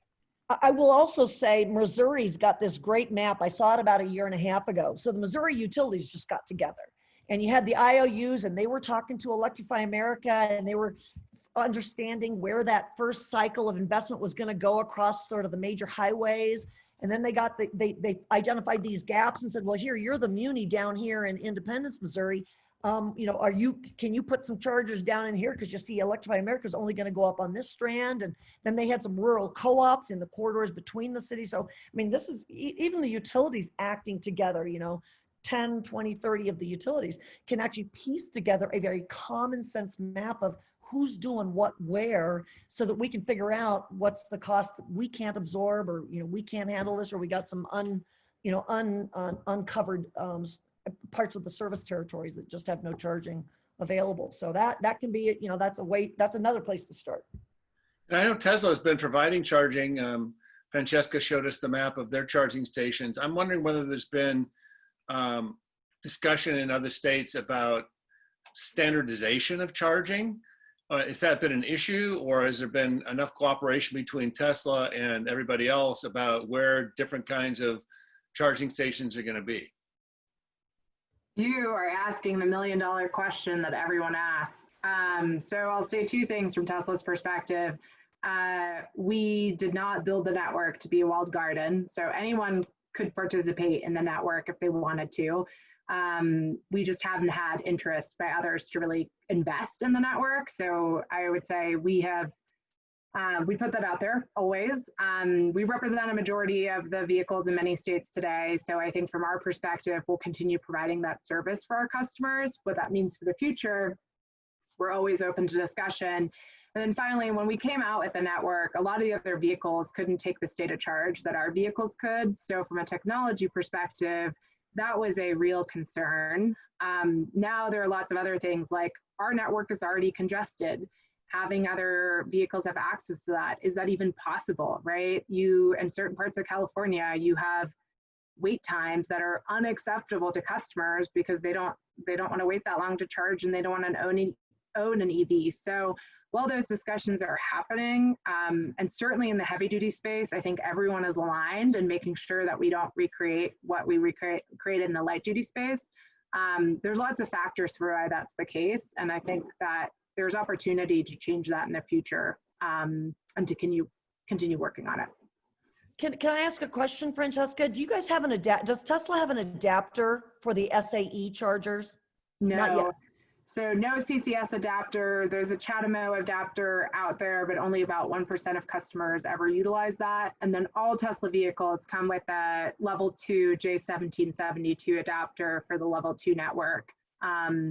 And I would say that that's a little bit different in that there is only one other real connector standard for level 2, versus in fast charging, you have CHAdeMO, CCS, and Tesla.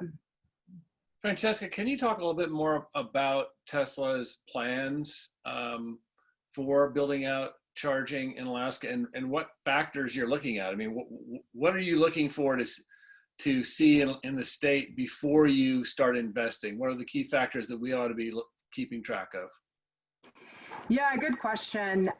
So I can't say anything more about where and when. Unfortunately, I think the best indicator is our lovely Tesla supercharger map that anyone can access online, where we have our gray dots. And it says coming 2020. So, but when we are thinking about investing, we're thinking about a lot of different factors. One being site host, who can we work with? How can we get power to that site? Who can be partners potentially, right? Is there an opportunity for co-location with other charging providers? You'll see this being done with Electrify America and Tesla, with EVgo and Tesla. There's more and more of that happening. Where do the sites need to be? What routes do we need to connect first? I asked our team about this, and they said for Alaska, they would think about 100 miles on average per state between the stations. And so what is that key corridor that you want to be connecting? What are the electricity costs, right? Is it more favorable to be in one territory than another? You have examples of this in California where if you go to a municipal territory, you'll pay double the price. So maybe you'll locate in the investor-owned utility territory that has a commercial EV rate. So there are lots of different parts of that. And then where does it lie on the priority of the congestion on the existing network? And where do we really have needs from customers? So I think that's a lot of different points, but those are some of the things we think about. Thanks. Hey, Mark, I have a question. Has FERC been looking at any of these issues? The Federal Energy Regulatory Commission, we've talked a lot about state regulatory agencies. Has FERC started looking at any of this stuff? I think there's been some exploration of sort of EV aggregation. I mean, the level, the size of resources you need to participate in the wholesale markets is often prohibitive, shall we say. I recall there being some experiments in Delaware and other places. I do not recall if there's been anything recently. Britta, is anything? It's not really FERC's jurisdiction, right? Yeah. Specifically talking about infrastructure, they did lower the wholesale market entry power level so that EVs, for example, could aggregate and come in at a lower level as opposed to these large, massive stationary battery projects. So they did that, 5-6 years ago. So that was real positive. But FERC doesn't really have any jurisdiction over the 3,200 utilities. So it's really the wholesale markets they're looking at and the RTOs. And so that's really, we're getting now into V1G, V2G kind of services. And have you seen EV demand forecasts start to play a role in integrated resource planning in RTOs and ISOs? I think we're starting to see some longer term load forecasts that look at these things. I think ISO New England, both electric vehicles and heat pumps, the combined load could end up being significant. I think they have, these things start out with some committee discussions and takes several years for it to turn into anything real. So I think it's starting to be on people's radar. I mean, I think it took, half a decade or a decade for them to start incorporating energy efficiency load changes in ISO New England. So these things just take a lot of time to percolate. It just hasn't been as big an issue as some people feared. We haven't even been seeing local grid impacts. Never mind transmission level or capacity level, really. Yeah, I would agree with that completely. The local utilities are just not seeing the issues. The upgrading transformers, adding capacity, that's standard utility business. They do it all the time. So that's just all within the normal. I think that you get utilities' attention when you start talking about the larger numbers. So for example, this 50 million EVs by 2030 and the kind of, 17 states would have more than 1 million EVs. You start getting the utilities' attention then, and then they have to find their ways into those utility IRPs. But, as far as a sense of, concern on the grid and stuff, the EVs, this is the largest, smartest, most flexible load to come along, ever. It's as large or larger than kitchen appliances and air conditioning in the 50s and in the 70s. So, this could be a very big deal, but at the way it's sort of, in my words, trickling in, it's sort of no one's really alarmed at anything. And so, but we start putting some bigger numbers on there, there are some real opportunities like aggregating vehicle demand and playing into the wholesale market. There could be some real opportunities here that get pretty exciting. I'm going to start looking at some of the questions that are popping up in the Q&A, and one that I just saw is related to keeping the batteries warm in really cold weather.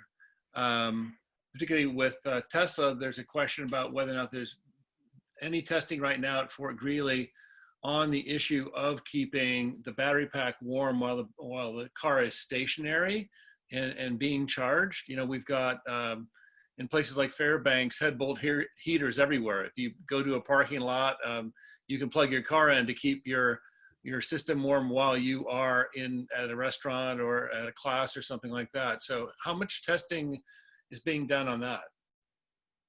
Great question. I'm not 100% sure because I'm not the testing expert.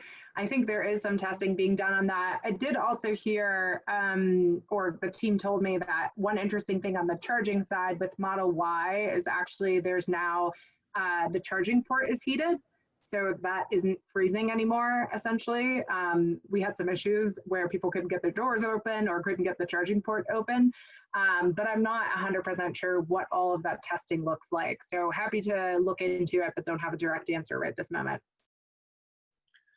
This is a question for any of you, and that is, has there been a lot of thought about what a carbon tax would do to accelerating the uptake of EVs, and in the places where we do see some carbon tax, for instance, in Europe, how has that impacted the uptake, if at all?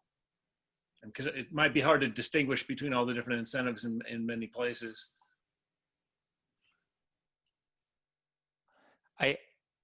I think the general thought has been that it takes a pretty high carbon price to really start to get switchover, and that it's, you know, in places that have used you can use any pot of money to fund some of these great policies that Britta talked about, right? It can be a carbon tax, but it may be that the primary virtue of a carbon tax is it gives you a ready pot of money to reinvest in some of the things that are really moving the markets. So, you know, every little bit helps, and often a carbon tax, particularly a cap and trade program, acts as a sort of container for a bunch of different policies, and sort of is both a policy guide in addition to the economic price signal that it's getting. So, you know, in Europe, they have basically nothing operates in a vacuum either. Never mind, you know, California has how many dozens of policies are currently operating in California? I guess Britta counted 53, but that probably undercounts it really. So you know, all of these things, every little bit helps. Yeah, I would, on this one, I mean, yeah, California has the low carbon fuel standard, carbon tax. These all operate at a very high level with especially the energy producers. So it's very sort of remote from the consumer getting into a vehicle. It's definitely a way to buy down stuff and make the right behaviors happen on a very large scale. But I mean, if you wanna get the attention of, so it's a good thing to do. It's the right thing to do. But if you want to get the attention of consumers, you need to address them more directly. So, you know, the rebates, the on the hood incentives, even better than a tax credit, which is so remote and a lot of people don't qualify, and it's a year later and maybe you do, maybe you don't need it. The rebates, the grants, that kind of stuff are really important up front. But sometimes for a consumer, I mean, it's the things that are non-monetary. I mean, maybe time is money, but you know, like HOV in California, HOV on Long Island, that just makes or breaks an EV market, because there are consumers that just say, I gotta have HOV, I'll do whatever it takes. Oh, it's an EV, that's the price of entry, I got it. There are other folks, other consumers that just say, you know what? If the airport just had more EV charging, where I got an upfront place, and that would, because I'm at the airport every single week, every single week. If there was a lot of charging and it was clear to me that that was a perk only for me and that was the only way to get that great parking spot, that's enough. I mean, there are people that are really motivated by these personal perks, and you just have to figure out what your community, you know, what matters to people. Is it time on the commute? Is it where they get to park? Is it the airport? Is it, you know, what is the motivator? But those personal incentives make a big difference. So when California or Norway is offering, you know, free ferry, free tolls, free parking, free charging, I mean, you just add up all those, and it's not that everything applies to everybody. It's just like, oh my God, that whole, you know, every day I can take the ferry for free. It just sort of takes away some concern, some irritation, some money, and it becomes powerful. So I think the more directly tied incentives are really important to keep alive and well, and think about what it means to your community, because every community is very different. There's a question about demand charges that's come up. It says, have you seen any utilities charge for demand based on load factor, since an infrequently used supercharger will not likely coincide with the utility system peak? And the questioner says that a California utility has demand charge that would be phased in over 5 years, but basing on load factor would seem to make more sense. Yeah, I mean, so sometimes there's all sorts of rates out there. There have been all sorts of rates over the decades. You know, sometimes you have higher rates based on your load factor. You know, I think there's lots of reforms that make sense to demand charges. They're just traditional monthly non-coincident peak demand charges are just not very well tied to cost causation. You know, if you were a very high load factor industrial customer, then there's an argument for that. You know, this is the dinosaur grid of the 1950s. There's a stereotype here that demand charges made sense for, but you know, the smaller, the more diverse the customer class, the worse the cases for demand charges. You know, tiered based on load factors. You know, as I said, line transformers there's a much better case for demand charges. And the more remote from the actual customer the equipment is, the more it's based on shared coincident peaks, and Canon should be charged on a time varying rate kilowatt hour basis. So you know, there's lots of things that you should look at for demand charge reform. You know, some places are reluctant to do the whole thing to really change how industrial rates work. You know, if you want to start out with testing on an EV rate, trying out some smarter rates and see if they work, take it from there. That's totally understandable. So, does RAP have anything written up on some of these potential ways to reform demand charges? Do you guys have any papers on that? Well, we're writing something about the problems with demand charges that'll come out in a couple months. So, well, don't hold me to that time frame, but that's the goal. So. Okay. That'll talk about the overall economics. Mm-hmm. Anything to add from the other panelists on that? We oftentimes talk about different examples across the country, use the RMI report. There are 2 reports RMI has done on demand charges that are actually very helpful to look at. And then there are, we have a list of about 10 kind of ones that we cite to just specifically for commercial EV charging rates that have been reformed. So all of the California IOUs, with the exception of SCG&E, now have one. NV Energy, Pacific Power, Minnesota has a low load factor rate. So we can always share a list afterwards too if folks are interested in that. It seems that educating the public about EVs is super important here, not only for people to feel comfortable in purchasing them and to know about what the charging network is like, but also perhaps to talk to their elected leaders about the kinds of policies and incentives that would be important for moving this forward. And I'm kind of curious whether you've seen any exemplary EV education programs across the country anywhere that have really helped move the needle. I mean, I would just, you know, when I was with an automaker, this is one of the reasons why the utility engagement is so critical. And I used to joke that, you know, dealers, auto dealers, and, you know, even automakers would just, you know, are just completely jealous of an organization that has every email address, every address of every consumer in a service territory. They don't have anything close to that. Utilities have a relationship with every single person in the community. So you do billing inserts, you do emails. Hey, click on this link if you'll take our EV survey. This really strong relationship between utilities and their customers, and think about the customers as not just residential, but also corporate customers is really powerful. And so I think that relationship is everything. And we did some market research early on also at GM, and found that customers actually like to talk to utilities about electric vehicles. It's a trusted third party. They're agnostic in general. And so it felt like a very trusted kind of a discussion about charging and what, how's this going to work, and do you offer rebates and stuff. So the utility is a really strong stakeholder in all of this, in particular when it comes to educating about EVs and offering programs and just educating the population. Anything to add from other folks? I agree with Britta on that. I would just add all of the different drivers clubs that are out there. Tesla has lots of owners clubs. They're independent of Tesla, but they're our biggest advocates. They get engaged in all kinds of different stuff and also are able to talk from a different perspective. So one of the things that comes up a lot now too, and a lot of these discussions with Clean Cities coalitions and all this other stuff, is the used EV market.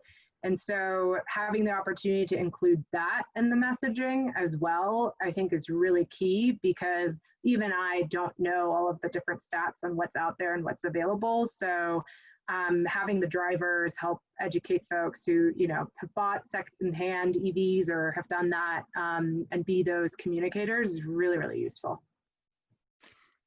Yeah. Can you folks talk? Go ahead, Mark. Oh no, I think this is also part of something that Electrify America is supposed to be doing, and there's lots of different creative local efforts. I mean, Francesca mentioned a variety of EV clubs. People are very excited about their EVs, and there's even some like state and foundation funded efforts. It's really random. And some of the money for this stuff has been hard to come by, so as is the case with money generally. Right.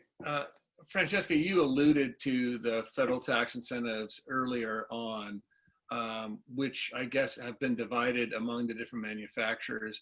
But I'd like to learn a little bit more about how that's been done, and if any of you know about some strong efforts in Congress right now to expand those tax credits. I know with COVID-19, there's been all kinds of discussion about infrastructure bills and ways where there might be an opening for extending tax credits for renewables, and I'm wondering what's the latest in Congress on tax incentives.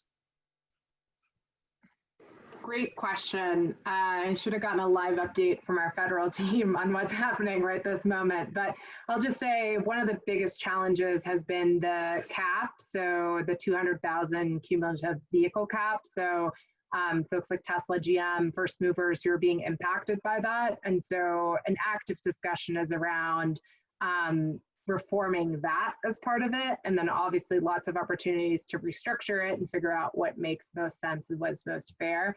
I don't have a live update on where they're at right this moment, but I know it continues to be part of the discussion of this larger infrastructure discussion. And our team is really engaged in that.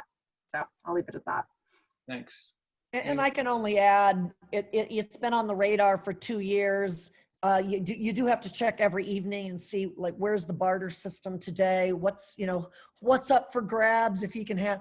So it's just if you know federal policy, it really is, it is a barter system, and they're trading, this for that. And it's hard to know where that plays out, but there are an awful lot of voices trying to fix that tax credit as sort of the most straightforward way to get this incentive back into consumers' hands. Anything to add, Mark? Okay. Just had a question come in about the military's interest in EVs. I think just generally, well, what have you seen? I mean, I'll just say, going back a few years, I mean, the military is very interested in hydrogen fuel cells because of the heaviness and the need to have long distance capability of their vehicles, but also in electrification and basically in general, self-sustaining military bases. I mean, they would like to be basically detached from the grid, self-sustaining, and be able to move their products around the world and not worry about, dragging and importing oil. If I'm not mistaken, oil, gasoline may be one of the number one or just very, very high costs that the military actually assumes just to maintain fleets wherever they are. And so it's a big deal. It's also, I mean, the advantage of electric, both fuel cell and battery, are that the systems are quiet. They can operate very quietly. So, I mean, there's a lot of interest around the military. You know, I think that, you know, we haven't seen big adoption through GSA or through, you know, military services, but I think that time is coming probably very soon. I would expect to start seeing some real mobilization here in the next few years, especially as the batteries get into those larger, heavier vehicle programs. Mm-hmm. I think it was you, Britta, who mentioned earlier that we really need to get closer down to $70 a kilowatt hour for the price of batteries for this to really take off. And we're about double that right now, although we've seen a huge drop in battery prices over the last 10 years. What factors are going to get us there? Obviously, more people buying electric cars that use batteries is going to help decrease the price. But what factors are we looking at, and any prediction on how long it's going to take before we get down to that range of $70 a kilowatt hour for batteries? Yeah, let me just give you, let me just share the algorithm with you, so you can all just read the newspaper articles along with me. If you have a $70 a kilowatt hour battery, $70 a kilowatt hour, and you need a 60 kilowatt hour battery like in the Chevy Bolt to get you, I don't know what it is now, well, just say 238 miles in the last generation. 70 times 60 is $4,200. $4,200, you can build a gas engine and a transmission system for about $3,000 to $4,000, which is why you start looking at these, you know, $4,200, it's still more than $3,000, but you're now in the ballpark. You're getting close to the ballpark. And I'm not saying big, heavy trucks, but in those smaller vehicles, you now see that you're on par with what it costs to actually put in the vehicle, a gas and an engine and a transmission. So that becomes the bar, the metric, you know, to get to where we have to go. I think that scale is only part of the issue today. Today, the real issue is just we're just not done with science, the physics, the chemistry, and the material sciences. There's still way too much cobalt and other things in the batteries. It was exciting when Tesla and GM both announced in the last, I'm going to say 2 months, 3 months, they both announced that they're reducing cobalt in their batteries by 70% in the next generation. So when you start to see the materials that cost a lot of money and you have to import them, when those materials are actually coming out of batteries, you start to see, and that's the big heavy cost of the batteries, are just the raw materials. There's no way around it. You got to pay for the materials. That becomes a really big, that's a big deal.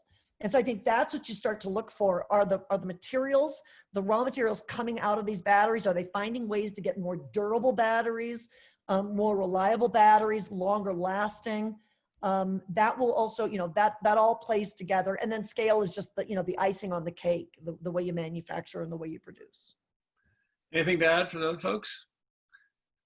Okay, well, we are out of time, believe it or not. I really appreciate all of you and your presentations. There's a 15-minute break, I understand, and Aaron, if you want to take it away, you can explain what people should do in the next 15 minutes. So thank you, Francesca and Britta and Mark, very much. All right, welcome back, everyone. I hope you all were able to take a quick break, stretch your legs, step away from the computer. We are here at the virtual Alaska Electric Vehicle Workshop, co-hosted by the Alaska Center for Energy and Power and the U.S. Arctic Research Commission. We just finished up our session on the policy environment, and we will now be heading into a session on charging behavior. So we will have the panelists talk, there'll be a discussion, and then there will be questions. Also want to remind everyone that the webinar is being recorded and it will be posted to the ACEP website. We will let you know about that afterwards, as well as a report on the priorities that come out of this workshop at a later time. Without further ado, I yield the floor to Sean Scaling from Chugach Electric, one of our utilities here in the Rail Belt, who will be moderating our charging behavior session. Thank you. All right. Thank you, Erin. Good morning, everybody, or afternoon, depending on where you're located. I'm Sean Scaling, business and sustainable manager of business and sustainable program development at Chugach Electric. Chugach Electric is a cooperative serving Anchorage and some points to the south. As Aaron said, this session focuses on charging behavior. How, when, why, where do people charge their EVs in Alaska? We'll also be exploring, do these behaviors differ between Alaska and other locations and climates. Just wanted to, again, express my thanks to ACEP and U.S. Arctic Research Commission for hosting. This has already been a really valuable event. Looking forward to this session and tomorrow's sessions as well. And also thanks for all the participants. It's amazing the number of people out there tuning in, asking great questions, and not only how many, but who is involved. I can see that it's the future, or it's the decision makers and the folks who are crafting Alaska's future energy scene. So thanks for being here. So just a quick comment from me, and then we're going to jump into it. Mostly, I just wanted to say, as a utility, we can see that EVs are contributing to our utility load, which is helpful in this time when of decreasing sales because people are getting more efficient, which is another good use of electricity. If done right, these increased sales should apply downward pressure to rates. And so it's kind of a win-win all around. EV drivers benefit from lower fueling costs. It's about half the cost per mile at Chugach's rates when gas is $3 a gallon. And we all benefit from lower carbon emissions, about 60% decreased on Chugach's grid. So it's just a win-win all the way around. So now it's in our hands to, as we're still at the relative beginning of this in Alaska, it's our hand to make smart decisions about how we set up the EV policies and whatnot to use the grid to its greatest value. So let's get going here. I'm excited about our team of presenters. They all have deep experience in the presentation. I think Aaron already said enough about the procedures, but there is a Q&A button at the bottom, so please use that to ask questions. I will be looking at those and asking them, and we'll get through just as many as we possibly can. Let's again continue the chat too, if you like, just don't post questions there. I'll give presenters a 3-minute warning to the end of your session. So first up will be Alec Mestag. He's Vice President and Director of Energy Services at Alaska Electric Light and Power in Juneau, Alaska. He's a known leader in the EV utility world and the Alaska utility EV world, and he's been working hard to influence how consumers consume energy in order to maximize the value of Juneau's carbon-free electric infrastructure, which is pretty amazing. He developed AEL&P's off-peak EV rate and charging equipment rental program. So Alec, go ahead, take it away and share your screen. All right, thanks, Sean. So let's see here. That's what I want to share. All right, that working out? Yeah, we can see it. Thanks, Alec. Perfect. So thanks, everybody. And I think that my presentation is probably going to be a little bit more of a transition between the last topic and charging behavior, because I wanted to just talk a little bit about our charging rate and how all the pieces kind of fit together for why we put it together the way that we did. And so a big part of that is what you see in the photo in the background here. This is a photo of Long Lake, which is the larger of the two lakes that feed into the Snettisham project, where AEL&P gets about 70% of the electricity that supplies Juneau. And so this is a lake tap project, so that kind of is what it sounds like. There's a big hole punched into the side of the lake that runs down to a powerhouse that is nestled into the side of a mountain. And so we get overall, and more than 90% of our electricity in Juneau comes from plants that are designed like this. We get, like I said, nearly all of the electricity in Juneau from these plants. So this is our mix. The diesel, I can't remember which years I included. This is basically representative of our generation fuel mix since the Lake Dorothy project came online in 2009. So that little bit of diesel that you see is just maintenance stuff. So like today, we're doing a 60-day run on one of our diesel turbines out at Ock Bay. And a big part of how we look at and what we consider when we're thinking about different things we want to accomplish in the electric system is how does water, how does the arrival of water compare with what our dominant, what is the dominant influence on our loads? And heat is certainly the number one thing that influences how our loads, what our loads are, what our energy sales are throughout the year. We have a pretty significant, we supply a substantial amount of the heat in Juneau. Certainly it's not a majority, but it's enough to really influence how our system operates. And of course, our water, that time of year when we need the most heat, the water is frozen up on the hillsides, on mountainsides. So we get most of our inflows starting in between May and June. And, we're basically hoping that the reservoirs are filled around November 1st so that we have enough water to make it through the winter. And we do sell our energy, we have most of the energy going to our firm customers. So those are the customers for which we have an obligation to serve, to provide them with the energy that they need when they need it.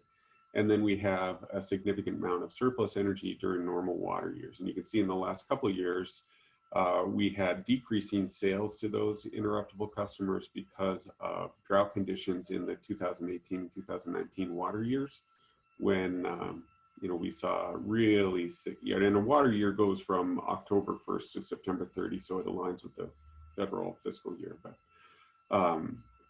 we saw really, much reduced inflows and precipitation over those 2 water years. We're making up for it a bit right now. So when we look at what's really important in our system, a big part of that is, as we see a community that wants to move away from using petroleum or any greenhouse gas emitting form of energy, the 2 big hitters in Juneau are transportation and heating. And so for us, transportation becomes a pretty big key to accommodating the heating load, because if we were to just, rope in all that heating load first, we would, put a lot of strain on this, right? So the ability to have water when we need it. But if we can get a increased steady load, like the transportation load, which doesn't vary nearly as much from summer to winter, then that makes it a little bit easier for us to incorporate those peak year loads like space heating. And we've seen really good adoption of electric vehicles in Juneau. So this is the DMV make and model count data that I could collect just for the Nissan Leaf, Teslas, Chevy Volt, and Chevy Bolt for the duration that they gave me data, which ended in January 2019. And at that time, we had about 270 registered vehicles in town. So earlier, one of the presenters, showed that we didn't have any of those SAE DC fast charger ports. One of the big reasons for that is you can see that the Leaf is the dominant by far electric vehicle that we have in Juneau. So when we started looking at this adoption coming, and back in 2010, AEL&P had implemented an experimental rate schedule that was open to 10 customers. There was a 3-year enrollment window, and then a 3-year study period. And then there were some obligations that the utility had to present its findings to the commission following that experimental rate. And that ended. That ended right, essentially it started, that 3-year enrollment period started right at the beginning of 2014 and ended at the beginning of 2017. So in the fall of 2016, we actually used the information that we learned from that experimental rate to inform a filing for a permanent EV tariff. And really, one of the things that weighed into that decision was, here's what we see in our system. We see a home heated with an oil boiler, which is kind of the most common combination that we have for, certainly for single family homes in Juneau, but even some of the multifamily housing, or, a good portion of multifamily housing is heated with central oil boilers. But for a single family home, average monthly peak is about 6.8 kW, where, a lot of level 2 chargers operate at about 6.6 kW. So, with, again, one of the presenters earlier talked about how an electric vehicle is pretty comparable in how it behaves in the electric system to an electric hot water heater. And that's true, but we also typically only have one hot water heater in a home. where a lot of homes, I think we can expect will have 2 electric vehicles in the future. So we're looking at this as one of those things that we could, that could start to present a problem for us. We have small systems, so if people all come home and plug in at the same time after they get off work and start charging immediately, that might really contribute significantly to our need to install new infrastructure. So our rate schedules are designed to shift when people charge. So we have 2 components to this, and you know, the main component is the time of use rate for a separately metered circuit that supplies a charging station. We allow folks to effectively avoid capacity related expenses. So what we considered was if these folks are willing to change their charging behavior to charge during a period where we have excess capacity in the system, then they're not causing us to invest more heavily in capacity related infrastructure, and therefore they can avoid those charges for charging done between, you know, during an off-peak period. And then the second piece is a charging equipment rental that I'll talk about in just a minute. So this is the way that our rates play out. So for the period of 10 p.m. to 5 a.m. for someone who is participating in this rate schedule, instead of paying the full general residential or small commercial rate schedules, which those are both the energy only rate schedules, these are the rates that they pay for charging done during that off-peak window. And you can see the you know, the hatched area at the top represents the savings that are available. And we have seasonal rates, so this changes depending on the time of year. And so these savings, you know, are anywhere from 36 to 52% over the otherwise applicable rate. So, and we're not putting these on load control in any fashion. So anyone who is participating in this rate schedule still has the ability to charge during the day. So say for instance, you know, one of the families that was on this rate schedule early on, they lived out near the end of the road in North Douglas, for those of you who know Juneau. And I suppose I should specify that Juneau doesn't have any roads in or out. So a lot of the issues that we face and a lot of the issues that we were able to address are a little bit different, in you know, certain things are just a little bit easier for us because of that. So, but some of the folks who live out near the end of the road, one of the families, they had 4 or 5 kids, are all in middle school and high schools, lots of activities. So they're driving around all the time. But them having the ability to top off during the day with a 2012 Nissan Leaf in the wintertime was hugely important to them.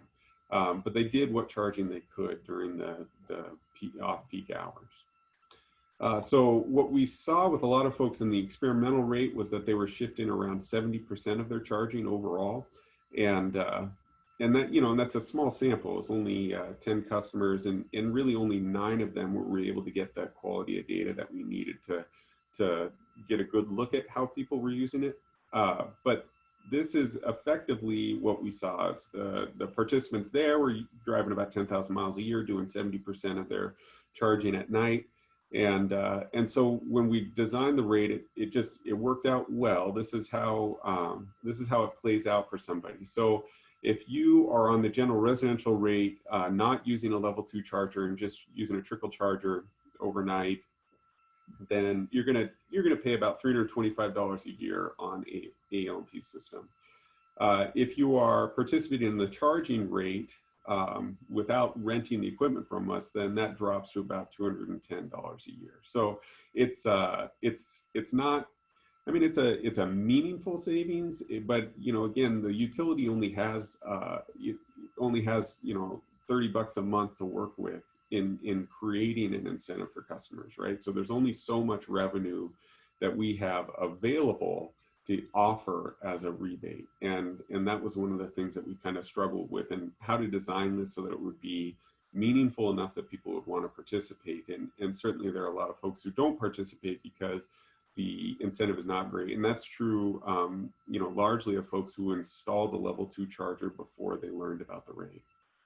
And then of course we have this equipment rental, and the equipment rental, you know, that when you are a participant with this type of profile, the 10,000 miles a year and 70% at nighttime charging, is roughly equivalent to just not participating at all in the rate schedule. And I leave the cost for an equivalent gas vehicle up there because, as you can see, the real, the vast majority of the savings associated with driving an EV and AEL&P's service territory is not because of the EV rate, it's because of the fuel savings it received by driving a more efficient vehicle. This is the equipment that we put together. A big reason for this is I remember early on, right when people first started buying the Leafs in bulk, I got a call from a woman who had just gotten off the ferry. She had ordered a vehicle from, I think she'd gotten it out of Everett, and the folks had delivered it to the ferry in Bellingham. So that's pretty darn close to all of the miles that Leaf had available. And then it went onto the ferry in Bellingham, and she picked it up in Juneau, pretty early in the morning. She called me just after I got to work. She was just leaving Ock Bay, and every light inside of that dash was flashing at her that she needed to plug in. And she called me up and said, "I have no idea how to charge this thing. What do I do?" She had bought it on the phone. She'd never been in an electric vehicle. She never even thought about charging. And I had, that was the most extreme example of someone who hadn't really investigated charging that I interacted with. And so, what I found after that is there are a lot of people who were really interested in learning about charging or how to do it. And then our rate schedule is designed in such a way that for some folks, it could be pretty costly to install that separate meter location. So this equipment is rented to customers for $10.13 a month. All they have to do is put in that 240 volt circuit with the right type of plug. We have these in stock. We can get it to them same day oftentimes, and they just plug in and they're part of the rate schedule, and they have a level 2 charger in their house. Participation's been good. It's been growing since 2017. I think one of the things that's really interesting in this graph is you see the drop off in 2020 from March to April when the so that's the effect of the lockdown on how much people are charging. So a lot less driving going on right now. And then in Juneau, a big part of just getting people interested in charging was the beginning of the public charging infrastructure being built out around town. So we do have 16 charging locations in Juneau, 23 of those level 2 ports and 4 DC fast charging ports, which of course none of them are the SAE chargers. And then here's a look just real quickly, because we've talked about demand charges. This is how it works for one of the demand chargers in Juneau. So this is a look at what that effect of low load factor is on the demand charge. And load factor is average load divided by peak load during the billing period. So, and the line there represents winter to, our seasonal rates, winter to summertime rate. So you can see in the winter there, right towards the end of the winter there, and when people are driving less because of lockdown, a really big impact on the effective cost per kilowatt hour from that station. And like a lot of the other folks have said, the demand charges and demand rates are really not the greatest way to go. There's a lot to be desired when it comes to that non-coincident peak demand charge. A church that records its peak at 9 a.m. on Sunday morning is not putting the same strain on the system as a business that puts its peak on the grid at 9 a.m. on a Tuesday morning. But we charge them the same right now. And I think a lot of the delay in, at least for our utility, in being able to move past that is the ability to have the technology that allow us to meter more effectively. This is average hourly load, so this is not peak loads. This is just the hourly feeder totals over the course of a year in our system. So you can see there's just some really, clear patterns here throughout the year of what's happening in the electric system. And I think that we'll be able to respond to that more in a more sophisticated way moving forward as we, implement more advanced metering. And this year we're going to finish outfitting our substations so that we can start putting AMI meters throughout our system. Our last 4 substations will be outfitted with the receiver equipment this year. One of the big things that I think is coming. Oh, I still have 3 minutes? Oh man. So one of the big things I think, in looking at these 2 graphs, right? These are 2 of the things that I think are really going to factor in heavily in how we address charging going forward. So of course, one is going to be that if you look at the difference between our you know, our daytime and our evening peak, and this graph right here is not telling the whole story again, because I'm not showing what our peak loads are. Like our system peak is actually around 80 megawatts, and here we show that our average December hourly peak is just over 62. So, you know, there's a big difference between an average December day and a cold December day in Juneau. But this, you know, this is, as we look at, you know, the fact that people are investing in energy storage when they're purchasing an electric vehicle, that does enable that storage to move around, that load to move around by time of day. And that's a big difference. That's very different from a lot of heating load. That's not true of all heating load, but a lot of heating load is going to happen, you know, when it's needed. And so the electric vehicles, and especially because the you know, the fact that they're a low utilization load, it gives them a lot more flexibility. So we see this being a significant portion of what we're able to do with folks. Having a separately metered circuit, I think, and the fact that meters overall are having more and more functionality built into them. Having a metering point on a circuit supplying the charge equipment in a home means that there may be more flexibility with what we're able to accomplish with that, you know, kind of control point on the circuit moving forward. But then also the fact that there's a lot of people who aren't going to be charging at home. Looking at how we treat large numbers of EV charging stations installed on a single service will have a big impact on how fast we're able to, or how fast we see multifamily and workplace charging implemented. Because right now, if you want, you know, 20 parking spaces, each with their own level 2 charging station at an apartment complex, there's a really significant amount of infrastructure that has to be installed because of NEC treating an electric vehicle charging station as a continuous load. So you don't get, like in an RV park, you don't get to derate the size of your circuits or how you size your panel and your service. Just leads to a much more costly installation. And I think I'll go ahead and just leave it there. And then, so thanks everybody, and I look forward to your questions. But in the meantime, we're going to jump to the next speaker, which is Josef Orest. He is subject matter expert and project manager for Minnesota Power's Electric Vehicle Programs and Services team.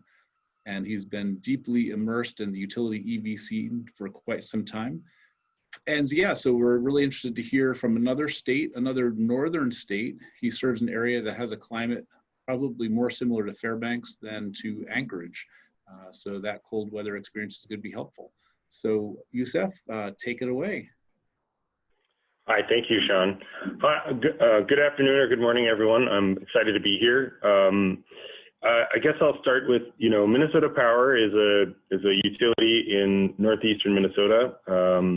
We're centered in Duluth, Minnesota, but we serve a pretty large swath of Minnesota. So hopefully, you know, some of the stories that I share will resonate with some of you who live in a cold climate like we do. I would like to just start with sort of mentioning that, you know, like a lot of utilities, Minnesota Power is a little bit early stages in our whole EV adventure and experiment, so to speak. You know, I'll introduce us a little bit. I'll talk about what's happening with transportation electrification in Minnesota. I'll share with you the strategy that we've developed in a relatively short amount of time. And then I think the most important part of this conversation is what we've heard from our customers, their voice, and ultimately what those takeaways mean for us and what we'll be doing. So let me get my slide going here. We're one of 3 investor-owned utilities in Minnesota. We're probably the smallest of the 3, but we serve about 145,000 residential and commercial customers. We do have about 15 municipal contracts that we serve, as well as some pretty large industries. We serve the taconite industry here in northeastern Minnesota, and quite a few paper mills, as well as Enbridge Energy, which is a pipeline corporation. You know, about 10 of our customers make up about 70% of our industrial load split, compared to the remaining balance of 30% for residential and commercial load. So we're a very high load factor on commercial side, so it does affect some of the ways in which we make decisions.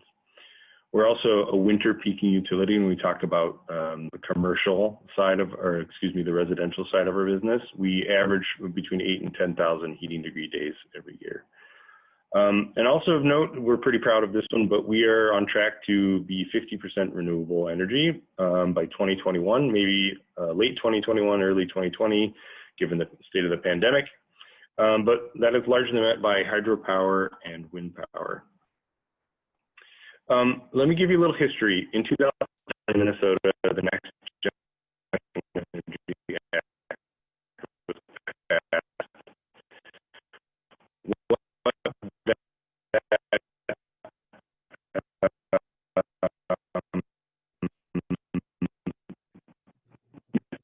I'm not sure if everybody else is experiencing it, but we're hearing some. The voice got very choppy there, Yusuf, but now you sound better. The pause might have helped. Thanks. Oh, I'm sorry about that. Yep. Rural utility system here. Hopefully you heard the point there that about 80% of our emissions, we're targeting 80% emissions reduction between 2005 and 2050. I do have a link to the state of Minnesota's public pollution control agency for those guidelines if you're interested in seeing them. For Minnesota Power's role in all of this, you know, we've made this progressive movement towards renewable energy. You know, again, we're surpassing the RES goals by quite a bit, and early for that matter. Relative to electric vehicles, we started doing investigation in 2012, and what we really found was that the market was immature. And so a couple of years, you know, a few years went by, and all of a sudden in 2015, 2016, we began responding to some market pressures and also legislative and regulatory dialogues about the need for transportation electrification. So if you fast forward just, you know, 3 or 4 years into 2019, you know, we went from just a few hundred EVs in the state in that 2012 range to about 9,300 EVs in Minnesota, 180 of which live in Minnesota Power service territory. We also have 330 different charging stations in Minnesota, and 46 of those are in Minnesota Power's service area. So we've definitely made some progress. This is a bit of a kitchen sink slide, but I want to illustrate, you know, that we've been moving pretty fast. Over the span of about 36 months, we've really kind of gotten to a place where our EV programs are becoming more mature, although we still have lots of learning to do. But long story short, the Minnesota Public Utilities Commission came forward with the Transportation Electrification Plan docket, and they started that in 2017, and it became effective in 2019. There's some real important points here that I just want to underscore because they drive not only our decisions, but they also dovetail with what's happening in the marketplace. So, you know, the commission has said that electrification is in the public interest. They want it to be affordable. They want it to be economic, you know, for utility service. They want higher utilization of our grid, which in theory leads to a rate benefit for all customers, not just EV drivers. They want, you know, an increase in renewable energy utilization. So several people have shown this slide already. You know, when the solar panels are charging, we should try to make sure that EVs are charging as well.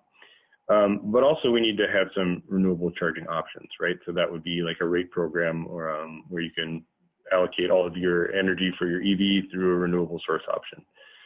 And then of course, you know, the big one there is greenhouse gas emissions reductions.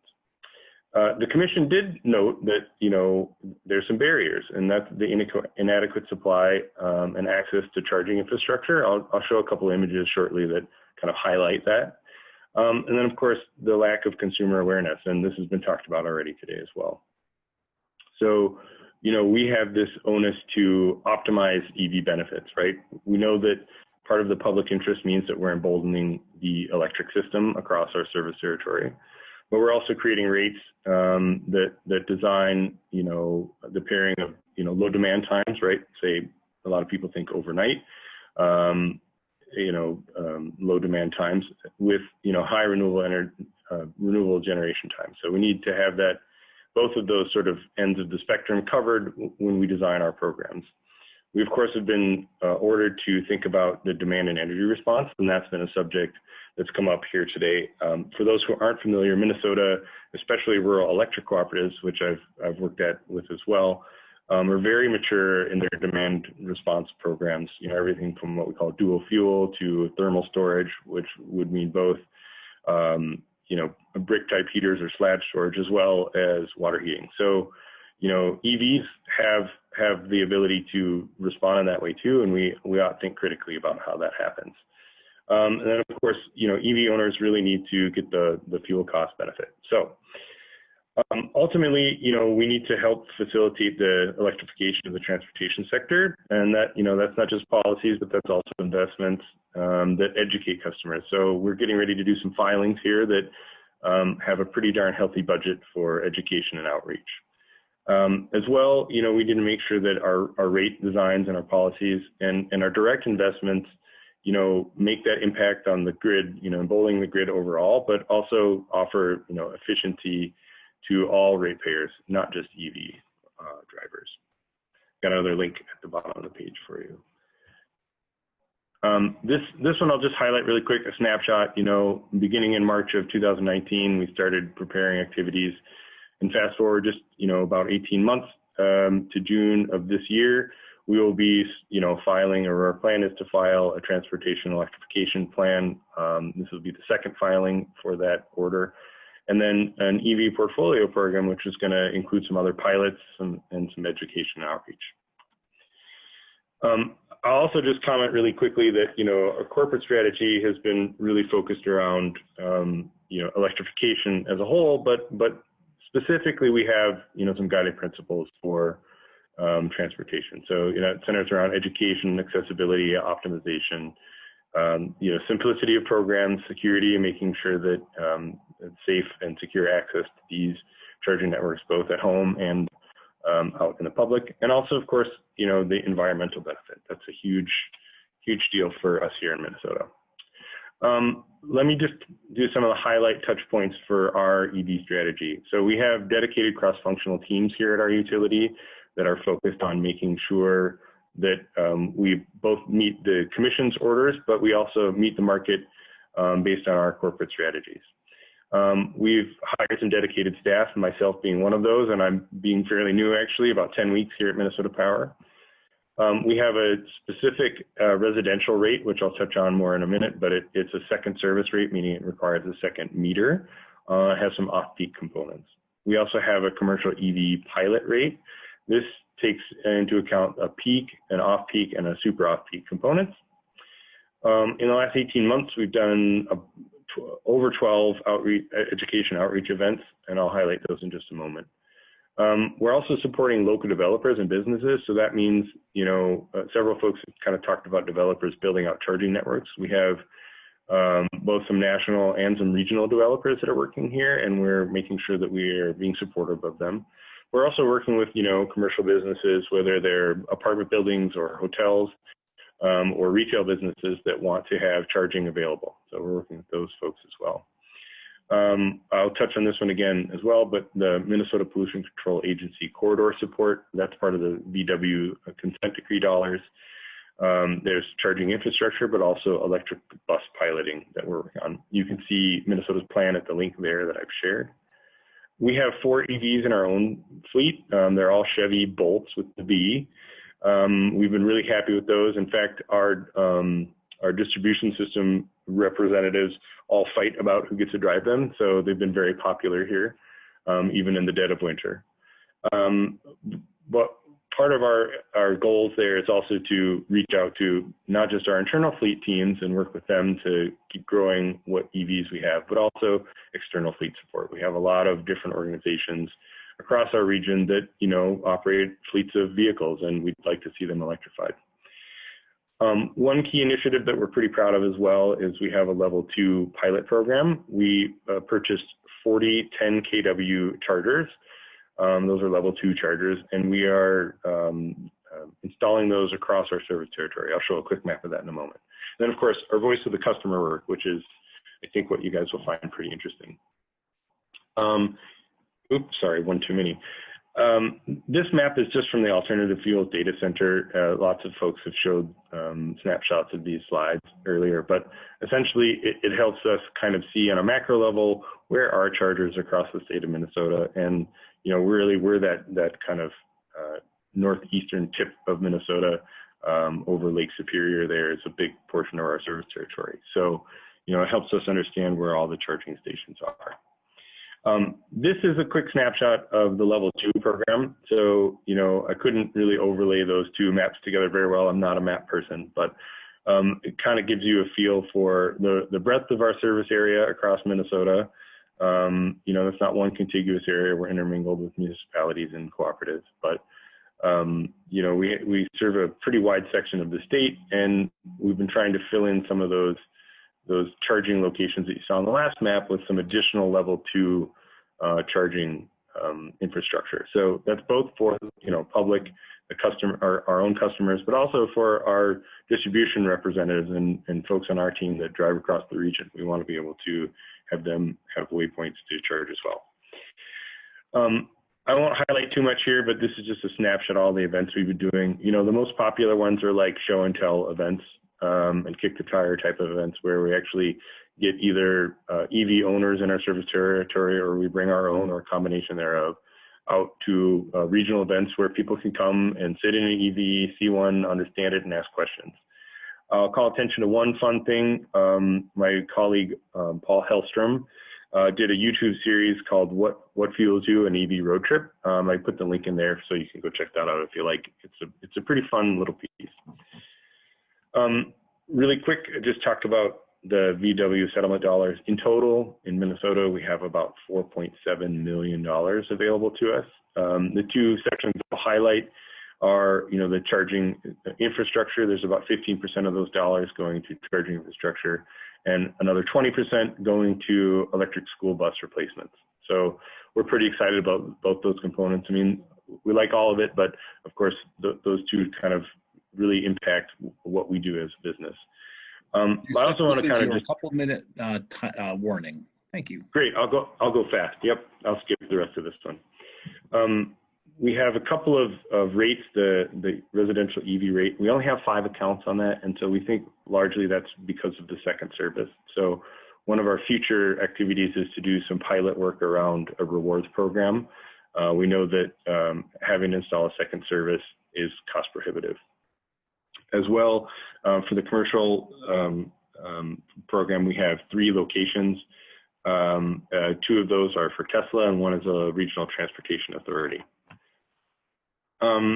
So this is not news to anyone in this conversation, I'm sure, but you know, we've surveyed quite a few folks. You can see at the top of the slide there. But you know, what we hear from folks is that, you know, on the benefit side, they see a positive impact on the environment. Low fuel costs and low maintenance costs, but they also think that those cars are fun, quiet, and you know, the torque comment is they're kind of a cool car. The concerns, again, these are not unfamiliar, but range anxiety, especially in cold weather, lack of public charging stations, and then the cost of the vehicle. And these points have all been touched on already today. So, you know, there's a few other things that I think are important. So we surveyed some EV owners directly, and you know, a couple of the key takeaways here are, you know, there's a dichotomy between, you know, do people care more about the environmental factors, or are they having more fun with the low cost of ownership and the fun factor, the wow factor of an EV? They've expressed interest in time of use programs. There's interest in rebate on chargers. You know, but a theme that came up for us, and this is important in our planning, is economic equity and access to both charging, but also to EVs for everyone across our community. So that was one that we knew about, but it really came out from the voice of our own customers. And of course, more education outreach. Potential EV owners are rather similar, largely focused on rebates for vehicles or charging, and then range anxiety. This is kind of the holy grail slide here. I think that what we did here is we surveyed both our own owners, but in a statewide group of owners. And what we found out, and this informs what we do in the future, right? Like I said, we're early in our whole process. We don't have, super mature programs and rates just yet. We're getting close, but what it tells us is a lot of people are already charging overnight. And those are those two orange scales at the bottom of each box. What we want to do is we want to shift everyone else away from peak times. Really, for us, that's in that 5 to 10 p.m. range. And we either want to get them to, charge early in the morning or probably late at night.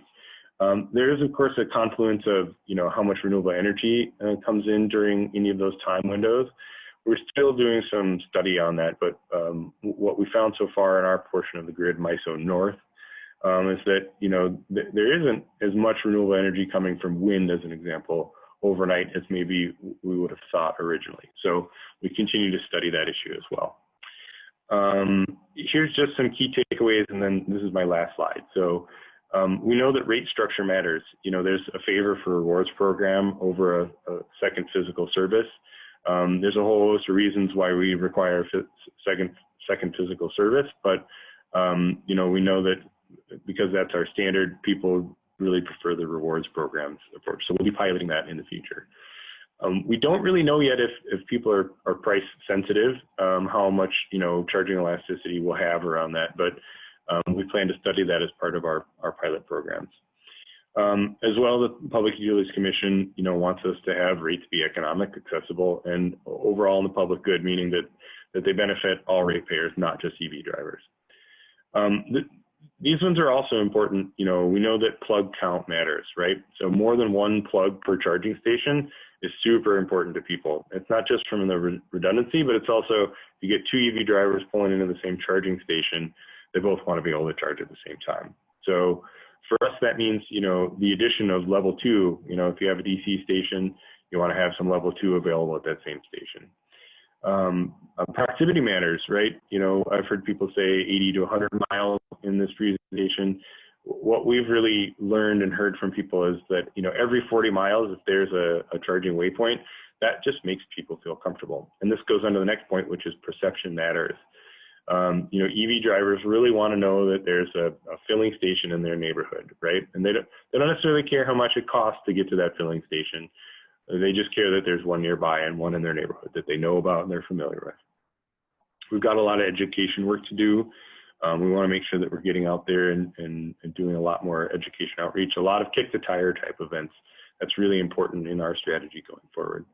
And then we need to educate on the cost of ownership and the availability of charging networks. We need to work on developing our dealership network. There are no dealerships in Duluth, which is our largest service area, that offer EVs. So, and we're also waiting, of course, for all those trucks to enter the market. We're excited about those. That's what I'm waiting for.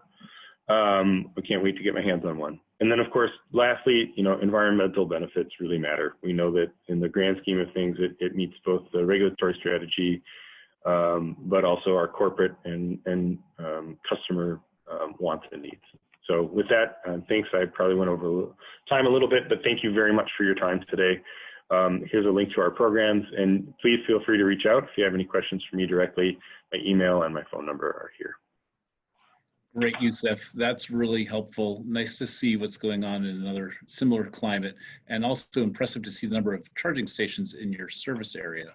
And we'll probably get hit on that in the questions time, but it presents a good opportunity for me to say that we're growing our number, not like yours yet, but a new one just came online this morning that I thought folks might be interested in.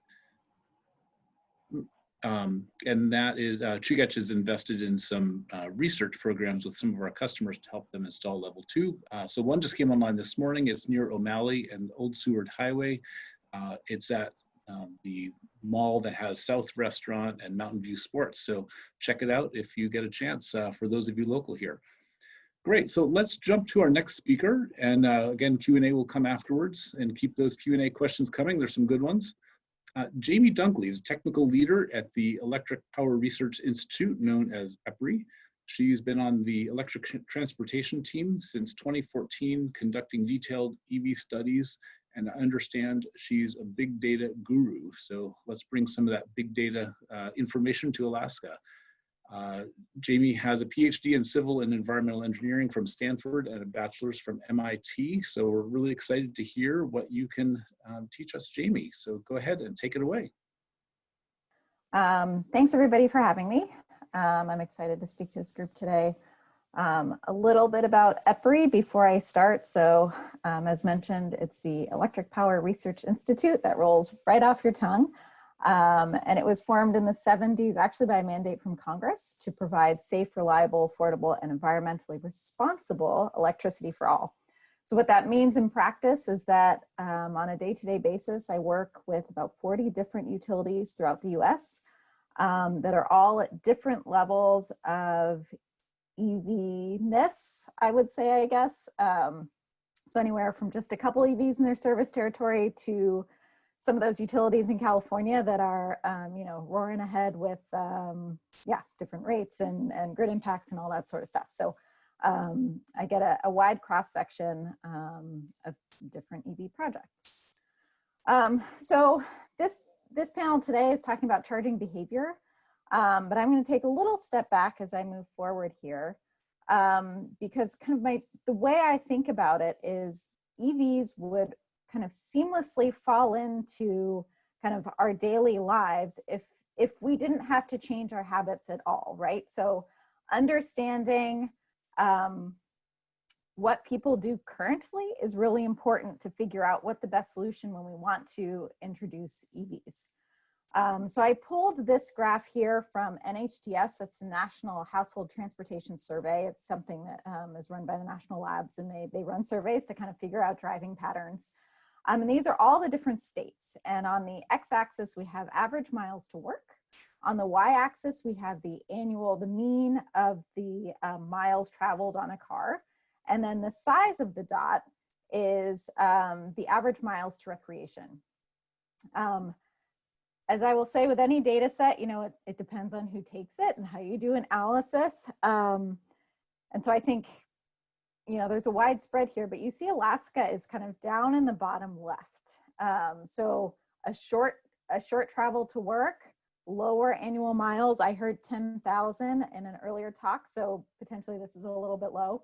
Again, it depends on where you surveyed, who you asked, and also really close to recreation. So these are all great things that would be, which would lead to EV adoption. But as we think about how charging would work and how people are adopting EVs, I have kind of listed there, you know, one of the really big important things here is what is the home charging situation? Do you have a dedicated garage? Because as you heard in earlier talks, you know, a lot of the charging happens at home. Are you in a shared parking area? Because that gets a little bit more difficult. Are you sharing a charger? Do you have to coordinate with other people? And then, you know, it can get more complicated if, you know, you're in a building that you don't own, and then you have to work with others to figure out if you can get the infrastructure in.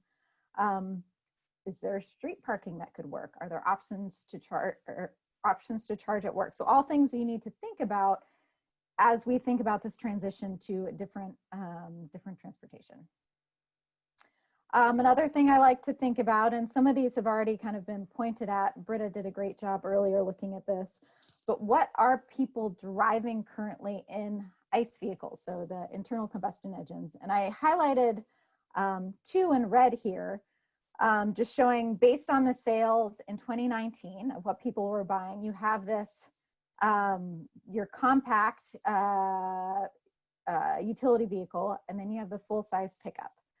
So those are the biggest selling cars. So if we're thinking about accelerating adoption, we need to be able to give someone a car that resembles what they're used to. And I often give the example, you know, I'm not going to get someone who's a traditional truck driver to buy a Leaf. It's just not going to happen. So, you know, having that is really important. So this slide here, and I promise you I'll get more into charging in a little bit, again, is kind of helping with the backdrop here. So on the left side here, we have the number of models of EVs available over time. And this is something I publish a consumer guide for EVs as well as a charging guide. It's available free on the EPRI website. But we're tracking what types of vehicles over time. And the really nice thing, and Britta hinted at this too, is that the SUV crossover segment is growing by a lot. So you see kind of it's almost 30% of the vehicles out to 2023. And we're looking at a total number of vehicles in kind of 130 EVs available on the market then. And she hinted at too, there's no pickup truck now, but there will be. And given the previous slide, that's really, really important. But I put on the right side here something to kind of keep track of, and there was a used vehicle comment earlier, used EV comment, that these vehicles currently are a bit more expensive than the conventional new vehicle that you would buy, except for the compact hatchback. There are a few options available. So if you look, there's two axes here. On the x-axis there, you've got the different vehicle types.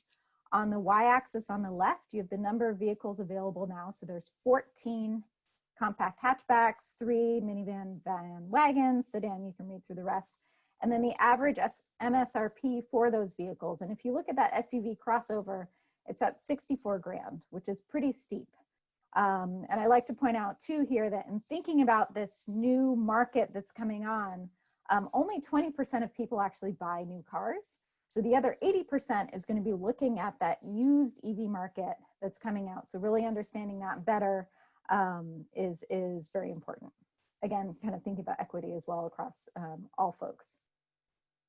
So if we take a look at Alaska, I just wanted to show this to show that, you know, we are increasing in sales. So this is the percentage of total registrations of vehicles that are EVs.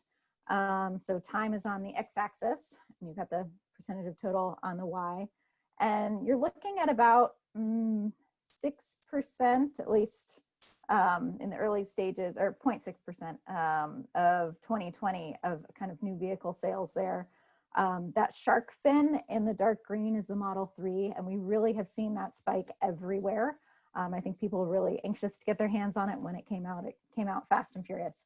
And I just highlight a couple of the new vehicles that are coming out now.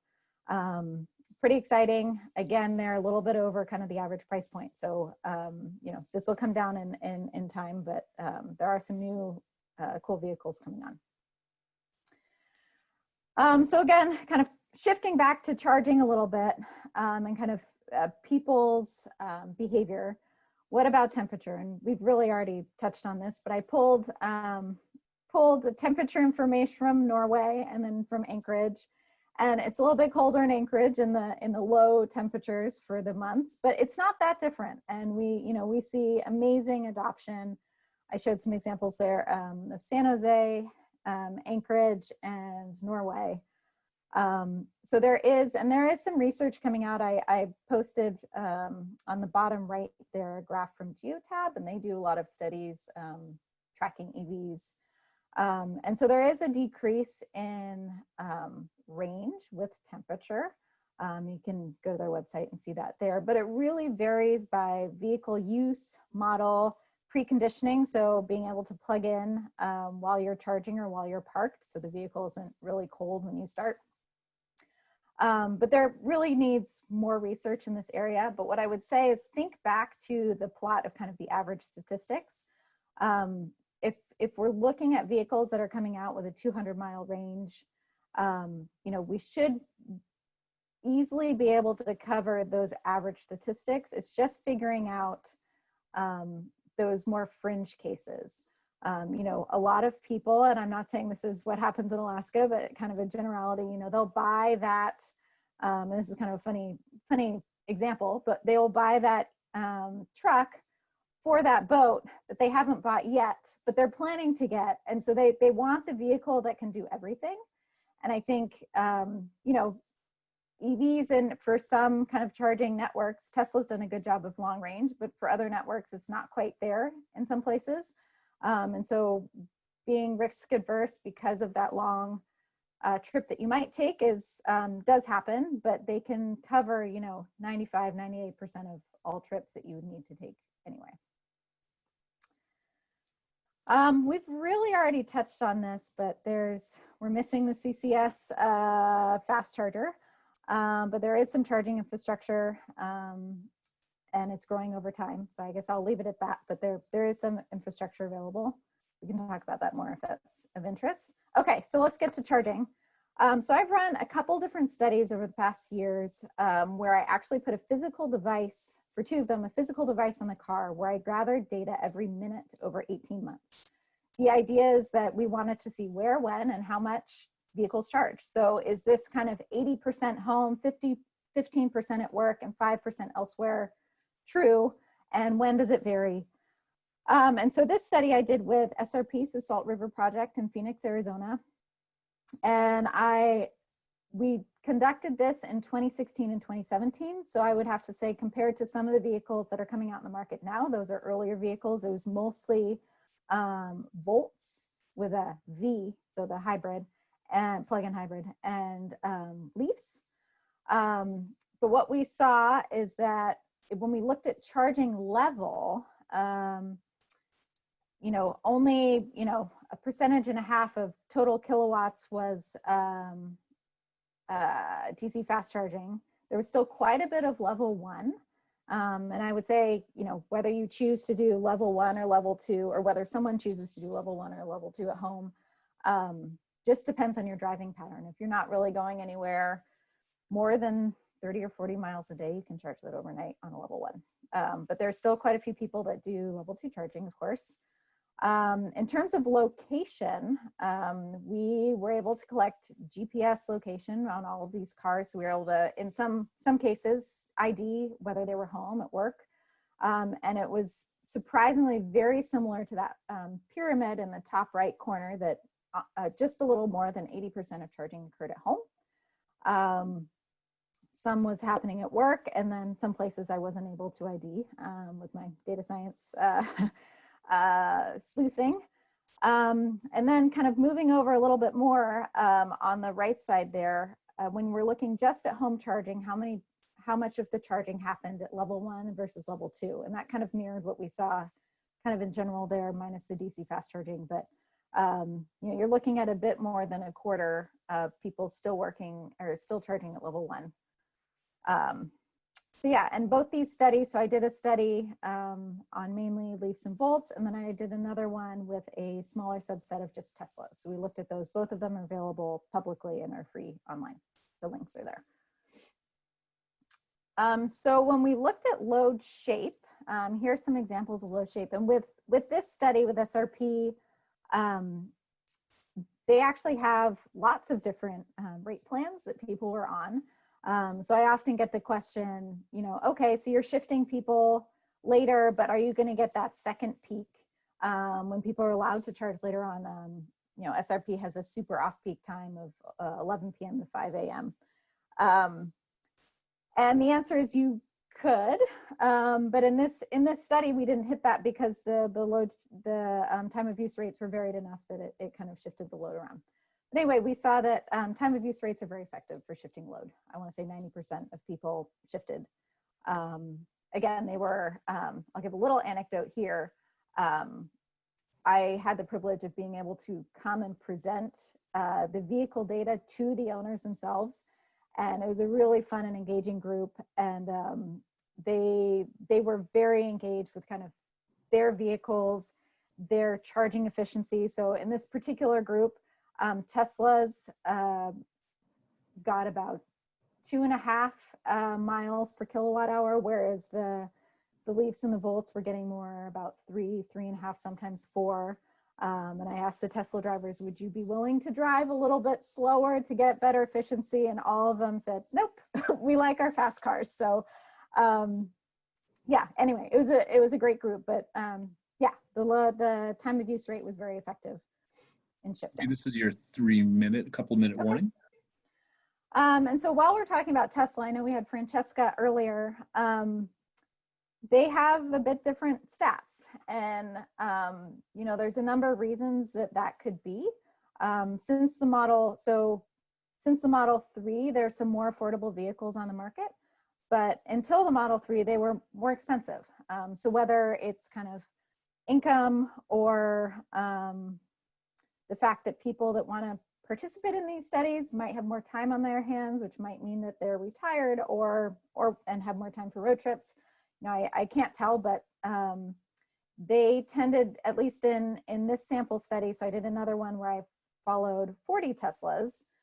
Where did they charge? 50% at home, and then almost 30% at work. And I will say that all of these participants in this one were utility employees. So they were very savvy about where cheap charging would happen. So I think that's probably what is influencing that workplace charging there. And then they also had, because Teslas can charge at faster or at higher power at home, we did see some of them charging at level 1. And then we got some higher charging levels there between 8 kilowatts and 20. So the Tesla can peak at home at 19.2.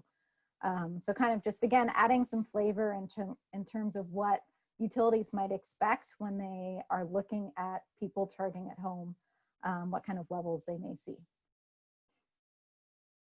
So I guess what's important, a quick summary, again, kind of back to this beginning, understanding, or I guess what I said at the beginning, understanding how drivers use their vehicles now and where EVs can make sense. Home charging station options. What type of vehicle do people drive? So what can we substitute in that is EV?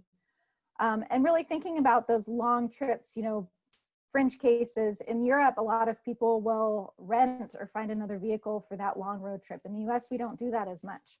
But kind of thinking about how you can use your EV for everything, or maybe where you need to substitute in something else, at least in kind of this early stage where, you know, potentially, especially in Alaska, long distance charging isn't there. And then this I'm just going to put up because there's so many other factors that weigh into, we did talk about heat pumps earlier, but EVs aren't heat pumps. You know, so it's not just a quick calculation, oh, this makes sense, let's substitute it in. There's a lot of emotion that comes into the process when you buy a car. So you know, do you have brand loyalty? Do you feel something different when you're getting in the car, and so therefore it has to have a certain look? But some of the other factors here, education, availability at dealerships, price point. Again, used EV market is something that I'm really starting to focus on because I think that's the next kind of big wave we need to understand. Range anxiety, charging anxiety. I put just a funny story up here. This is a study done in the UK. 1 in 5 drivers think electric cars can't be taken into a car wash. So again, sort of education's a big part of it. So I think at that, I'm at my last slide, but yeah, happy to engage in the discussion later. Great, thank you, Jamie. Great presentation, great data. I was especially interested to hear that only 20% of people buy new vehicles. That's a surprise, and we just don't have many used here yet. So that'll be something I think we can all focus on. When I say here, I guess I'm thinking about Anchorage. Juneau seems to be a situation. So let's go ahead and get into our moderated discussion with everybody. I've got a few questions to ask, and then we'll get into some questions that have come in from the audience. So it seems like changing charging behavior is sometimes driven by price, and you can get people to move given the price that you present to them. I guess I'm just wondering, what experience do you have as far as what sort of price difference signals do you need to have to change price? And I ask that for a specific reason. That is in the rail belt here where Chugach is, we don't really have that much price difference overnight versus daytime. So the actual price, I don't think would move anybody, the actual price difference. So just, I'll throw that out to whoever wants to take it first.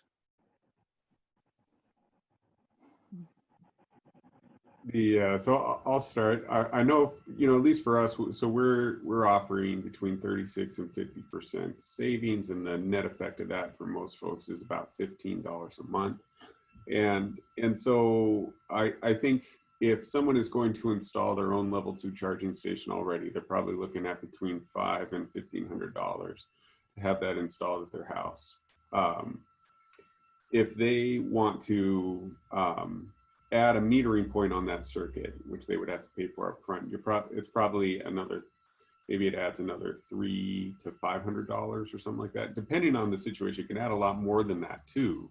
And that's part of why we have that equipment rental. But if, you know, so for them, that a lot of times is the conversation is about, well, how much is it going to cost me extra? I'm already installing this level 2 circuit. How much extra am I going to pay in order to participate in this rate schedule? So if that's in the $300 to $500 range, then a lot of times they'll say, yeah, I think I'll benefit enough from this program to invest in that extra metering point. Or if they're just going to rent the equipment from us, then the savings essentially helps them cover the cost of the equipment, so they avoid having to purchase a $500 charging station up front. So that seems to be how we get people interested, is kind of narrowing the conversation down to those points. Anybody else want to take a stab? Yeah. This is Youssef. We've had a relatively similar discussion here. What we've really heard from our consumers is that, by and large, a rate differential, the way that we have it designed, isn't necessarily alone by itself enough to motivate people to charge at different times. That graph that I showed earlier was with the times that people are just charging at already, just by their own behavior. So we'll be very interested to see what kind of shifting will happen, both from this residential program that we have, the rate, but also from the rewards program. And an important part of that dialogue for us has been who's going to fit better in one camp or the other. And so somebody who's probably going to be better in a rewards program is, one EV household who drives a moderate amount of miles, right? So somebody who probably uses between 200 and 300 kilowatt hours a month for their EV will probably, it doesn't really make a lot of sense for them to install a second meter service for an EV. However, there are cases where there's maybe a physical limitation of the service panel coming into the house already. Say somebody who has a 100 amp service. Sounds unreasonable, but it's true. They're still out there. Somebody like that probably is going to be required to have a second service in order to have an EV.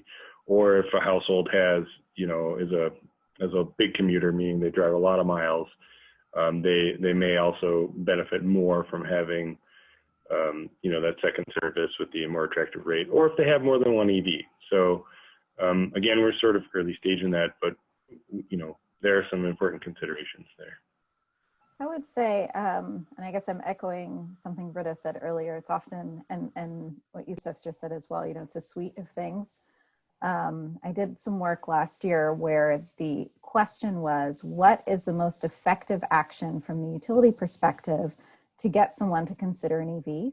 And we looked at 8 different incentives, and I'm not going to remember them all now, but it's like HOV lane access, some kind of a time of use rate, green electricity,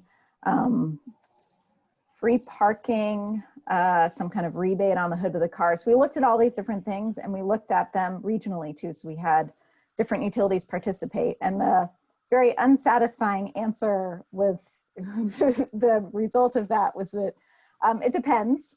But really it's about the traffic pain point locally. So in places where traffic is terrible, HOV lane is a really great incentive and was often more important than a time of use rate, which the utilities didn't like to hear because that's not something that they can really help with. But in places where, traffic's great and we've got this, beautiful city and people only commute 15, minutes to work, then a time of use rate is a bit more pertinent. So I guess it varies, and kind of understanding the local solution is really important. I might add one thing to that. It's been really helpful when, especially for less technically savvy EV owners, I have programmed a lot of people's cars for them. So they just swing by the office, iron out, program their car real quickly for them. And that's been really helpful for a number of folks in town. Nice. Well, that's actually a great segue to a question I wanted to ask. So I'm going to jump to that one, which is our experience with our Chevy Bolt with a B, so all electric, is there is a program on it that says, give me 90% charge by 7 a.m. and that's, that's what I need. I haven't studied it excessively, but it looks like it pretty much still just charges all up front. Is there a lot of randomization going on within the vehicles? So if you give it that sort of command, it might wait 3 hours before it starts charging. If there's not, you know, something sophisticated from the grid coming and talking to them. Jamie, do you have a experience? You know, with I that? don't know the specifics of the Bolt. I actually have one too, so that's that's pretty poor.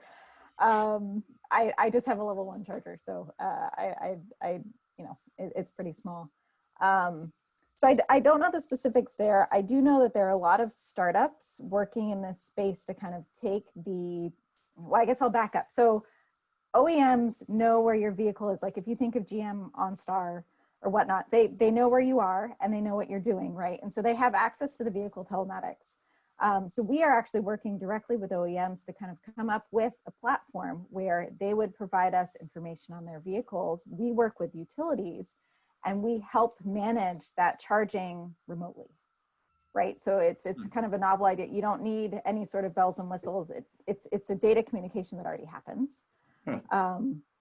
And so that's a solution we're looking at, but that's a little bit beyond right now. But yeah, I think, you know, I would hope that the Bolt would have something built in there and it wouldn't just charge right away, but it sounds like it's not exactly what's happening. And I guess my question is even broader. The Volt is the only thing I have direct experience with. Do Teslas and do the other vehicle manufacturers have that sort of randomization built in at all? Yeah, this is Yusuf. Yes, some of them do. I have a neighbor that has the Hyundai plug-in hybrid. I think it's called the Ioniq. And theirs specifically has like a charging calendar, so they can program down to the day and to the time zone that they want to have their vehicle charge. But I want to follow along to something that Jamie said, you know, because this is an important point is, you know, there's always this dialogue between should charging be managed by time of use rates and let users have the ability to self-select, or do we want equipment to sort of guide them? And I think, you know, the answer for everything EV at this point is all of the above, right? We need to have a suite of options that can meet those needs, because some users are able to program their own cars and some are not, where other users need a piece of equipment like the charger. So one thing that we're exploring is chargers that, you know, we can program on a schedule for consumers if they're enrolled in a pilot rate, as an example. So there's a lot of different ways to do that. But some of the cars do have that capability and some don't, as an example. Yeah, I would sort of add to that too, in that as we think about all these solutions, we have to, well, and you utility people would know this up front, but you know, the customers has to come first as we sort of think of all these different solutions, and then we have to keep it really, really simple. So as we get into kind of time of use rate, already some people's eyes just glaze over. So it might be that it's an opt-out thing or whatnot. You know, I don't want to go around and make people feel like they're getting tricked, but I do think kind of really simplifying the messaging and making it easy is really important. And a huge factor for the utilities too is the reliability of the communication that you use with any device that's going to control these. Yes. Because, you know, our standards for what we're able to bill based off, you know, the reliability and accuracy of the metering information that has to be very, very high.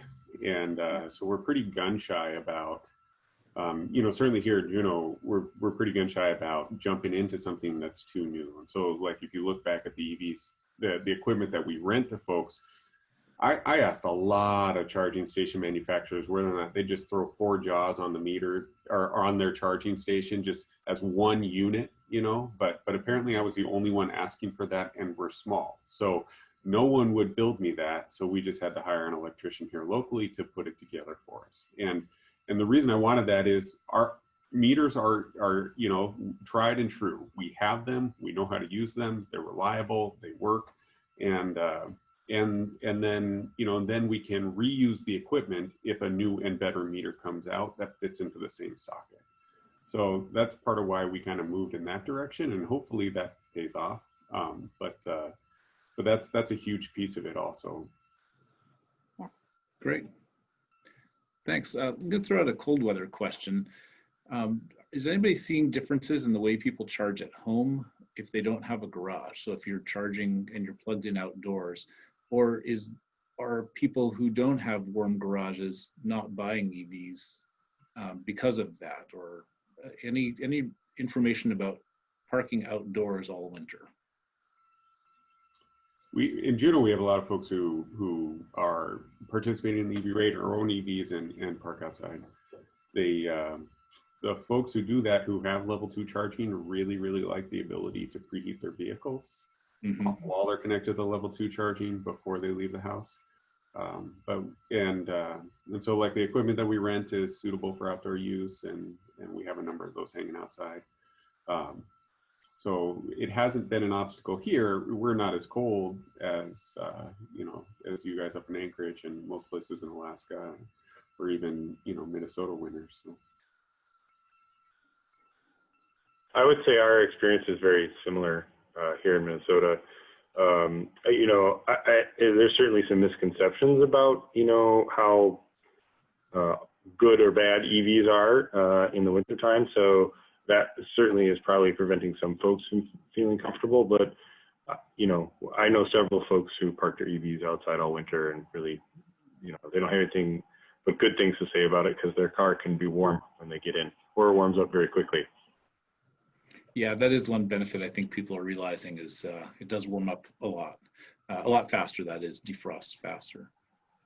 How about a question then about level 2 versus level 3? This might be old news, but I thought it might be interesting to explore. I heard kind of a philosophical approach saying, hey, most people charge at home. Let's have the rest of the experience just be like a filling station. Like, forget about level 2s in most places. Let's just focus on level 3s. Any merit to that from any of your perspectives? So just have level 1 at home and then DC fast charging public elsewhere? I'm sorry, level home at home could be level, I assume would be level 2, 1 or 2, but then like, a lot of utility programs like USEF's and ours have so far focused mostly on level 2s in the public. What's the merit of that? With I guess with along the highway corridors having level 3s versus kind of scrapping the idea of level 2s and kind of jump to level 3s. Just interested in exploring, is that old hat? Does anybody see merit to that? So as you think about the different levels, there's obviously the price point attached to each one. So if you're being more efficient with money, level 2 is the way to go. I do think on a road trip, there is the utility for the DC fast chargers. But I also think there is purpose for them within a city for those without a dedicated charger. They don't want to go spend a lot of time, charging at even a lot of time at a level 2 if it's a few hours. That being said, you can be smart and do that at work and do that other places, but there's always going to be that situation where it didn't work out and you need a quick top up. So I think, I often joke too that most people are charging at home, or let's say level 2 at work, and the DC fast chargers are more of this kind of security blanket. So if we could build them out of cardboard and just make them feel better about it, but not spend the money on it, that would help immensely. But yeah, I think there is a role for all of them. I think we need to be careful about, I sometimes get annoyed with some of the OEMs coming out. It's like, we need 350 kilowatt fast charging. It's like, well, if you're going on a long road trip and you have to use the toilet or get a cup of coffee, you're going to spend more than 10 minutes there anyway. And so it seems like a lot. So I think you have to be really careful, and it's a unique solution for each place, unfortunately, even though we'd love to write like a user guide for your city of what charging you need and just check these boxes and you're done. It just doesn't work that way. Tammy, when Minnesota Power is thinking about what the future of that market space looks like, again, there's a lot of factors that go into making that decision. We know that there's some strategic places where DC chargers are wholly necessary. They will make people feel comfortable. They'll have high utilization rates. Those are along, highways or, destinations, right, where there'll just be a lot of folks and we want people to move through them quickly. But we also know that, their budget consciousness is important too, but the more plugs, the better, right? It's really sort of that we want them to be ubiquitous and pervasive, and people to just be like, gosh, look, there's another charger over there. So there's just a funny combination that we haven't figured out the magic science of that. When we figure it out, we'll definitely share it with you. But yeah, let me know. yeah, we know that it's important to have a lot of charge heads or a lot of plugs. Plug count matters, but also DC chargers in the right places matter too. All right. Hey, I'm going to switch gears into some of the questions from the audience because there's some really good ones in here. And I think we've got, about 10 minutes left. So here's a beautiful one. Is there evidence that consumer responses to rate design reflect early adopter self-selection? That is, as EVs enter market more prominently, does response to rate design programs change? So do the early adopters have different behavior than the late adopters? Any thoughts? That's a great question. I often grapple, well, if I'm being honest here, the presentation that I showed with kind of the studies that we've done, I often grapple with, okay, we've got these average statistics. How much are these early adopters versus kind of the next phase in, I forget what that's called, but, and how transferable are these results? What does, now that we've got kind of a lot of Model 3s out there, are they different? And, yes, I think that's something to really think hard about. Because I know when I bought my Bolt, I was peppering the dealer with tons and tons of questions about, the average person coming in to buy an EV. And he's like, they're kind of like you, like telling me what I need to know. So, they were very, very educated. And that's not going to be the general public moving forward. So great question. I don't have an answer, but yes, I get it. I think it depends a bit on how well the vehicle can respond to the program, the price signal, right? Because so like with our time of use rate, someone just has to figure out how to program that vehicle once and then correct it if there's an error in the program in the future, right? And at that point, then it becomes the default setting for the vehicle. And so their participation is pretty, so it's not like we're asking them to change their behavior on a daily basis. We're asking them to take a specific action once and then periodically monitor that is still the case. And so if I look at the folks who are participating in our rate schedule, I'm not seeing a lot of people who are getting zero off-peak readings on a consistent basis, month after month after month, right? Like they're just not figuring out how to charge at night. People go on vacation and stuff like that, and so you get some zeros. But for the most part, when they participate, they start recording kilowatt hours between 10 p.m. and 5 a.m. Mm-hmm. Any comments, Yusuf, or should we move to the next one, which is for you? Oh, sure. Let's go to the next one. All right. Actually, a couple of them. Let's see. Can you briefly describe the factors related to why Minnesota Public Utilities Commission developed Transportation Electrification Plan? Was it primarily due to state emissions goal or other factors? Yeah, it's a couple of parts. Mostly it's related to emissions goals. But we also have, a real emphasis in Minnesota for clean energy. So, utilizing that clean energy also kind of is a factor there. But I would say by and large, it's driven off of emissions. In Minnesota, greenhouse gas emissions, the number one factor right now is transportation. So that's really driving us. Okay, great, thanks. Another one, I think this is for you, Yusuf. What factors motivated the school bus replacement program? Oh, sure. Yeah, again, that gets down to emissions, knowing that, emissions are kind of the holy grail for us in Minnesota presently. But also, diesel buses and even propane buses have some particulate matter. So there's kind of a real drive to remove those emissions, you know, when buses are sitting idle in front of a school, air quality factor there. All right. Here's one for whoever can take it. I'm thinking maybe Jamie. How long do you guess it'll take for an all-wheel drive EV SUV to cost less than $37,000?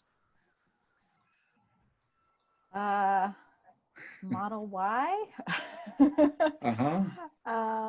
We're getting there, but you know, battery prices are dropping faster than anybody thought. So I know we're looking at total cost of ownership and price parity. I have SUVs down for 2025, but there might be something that comes in a little bit earlier.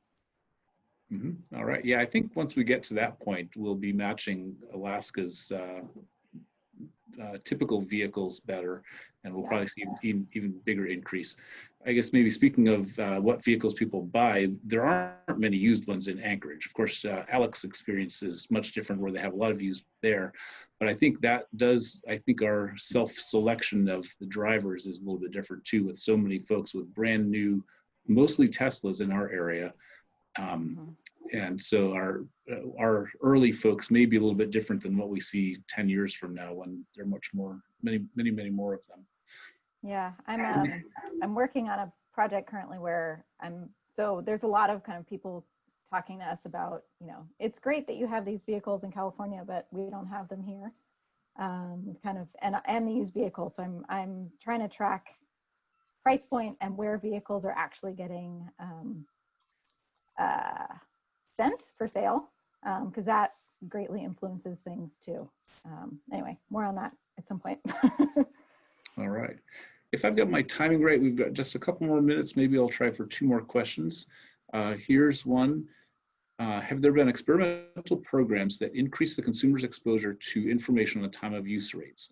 For example, texting to those on time of use rates to remind them of rate impacts of their behavior. If so, how much did information salience matter? So I've been to maybe some rate design courses where there were presentations on different types of customer feedback, you know, so I think it was maybe like Dominion Power had an app that would provide really high level, very, very detailed information about power consumption to consumers, and then send them alerts about, you know, super peak pricing periods and stuff like that. And so I know that there's data out there, but I couldn't tell you much about it really yet. You know, I mean, I haven't looked into it very much for our utility, mostly because we haven't had the ability to, we haven't had the technical ability to apply a rate schedule like that system-wide until very, pretty recently. Something that would have really, really high, we've had dual register meters for a long time, so we've had an off-peak storage rate, but we haven't had anything that allowed for, a large number of intervals throughout a day. So we're still kind of moving in that direction.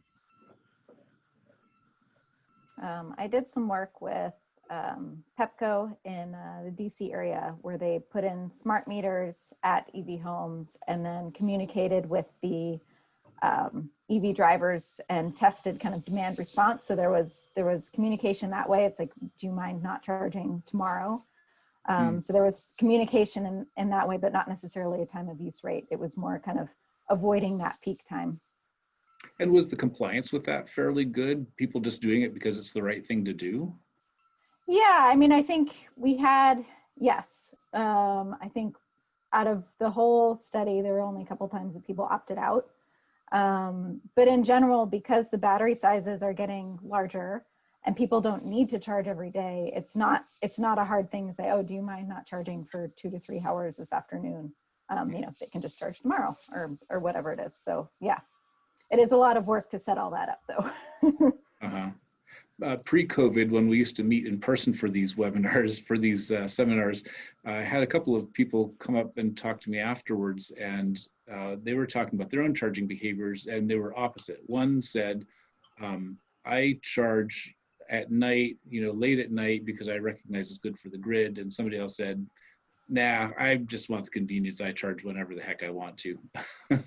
And I ignored that. So I think we'll probably see, you know, those two different groups if there's not a financial incentive. And even with financial incentives, I think a lot of people wouldn't be moved by, or a certain segment won't be moved by that. So time check, I think we're done. We're just about done here, but there's one really quick question I think we can answer very briefly. Is there a portable charger to take in case there are no outlets to be used? Anybody had experience with that? Little generator, I guess. I know there's a company, FreeWire, that has a portable DC fast charger, but that's not something you can stick in your trunk. Yeah.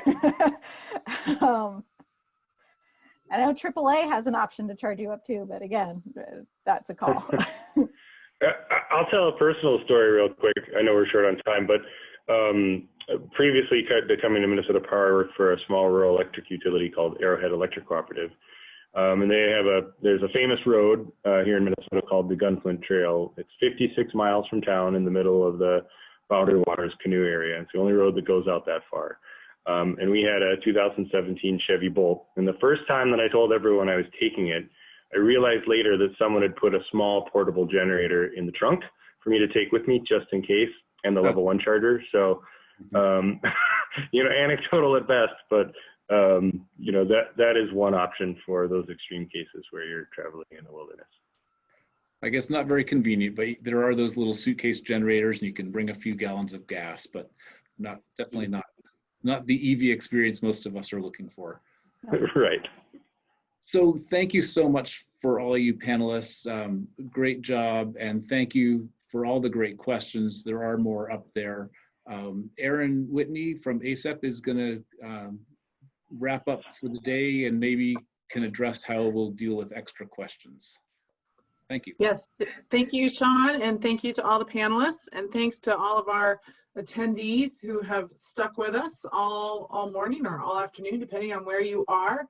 I am going to ask, as I give just a few closing remarks, that the panelists take a look at the questions and write some answers in, and perhaps Carolyn, our behind the scenes wizards, might leave the webinar up for just a bit longer so folks can write in those answers.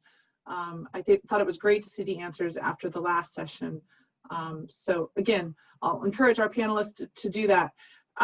Just a couple closing remarks before I hope we'll see you all again tomorrow at 9 a.m. for our final 2 sessions on operations and performance in cold weather. That should be a really interesting one for Alaska, as well as grid impacts.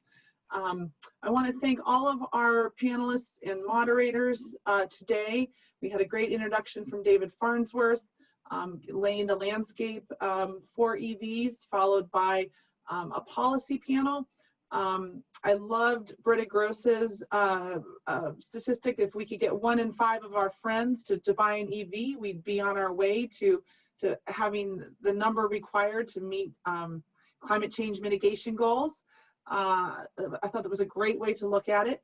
I also thought the statistics about the types of vehicles that we use in Alaska were quite illuminating. A lot of trucks and sport utility vehicles and compact utility vehicles, I think will really determine, you know, our uptake and some of the specific circumstances that we need to grapple with here in our state. Thanks to Mark LeBel about his discussion of the smart rate designs, and to Francesca for giving us a bit of a window into some of Tesla's operations and decisions as well.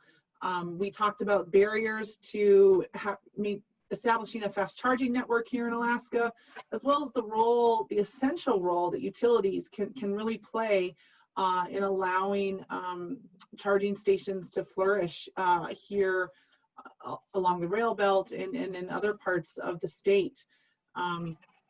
We also heard about key factors, you know, that might influence charging station manufacturers to invest and install charging stations here.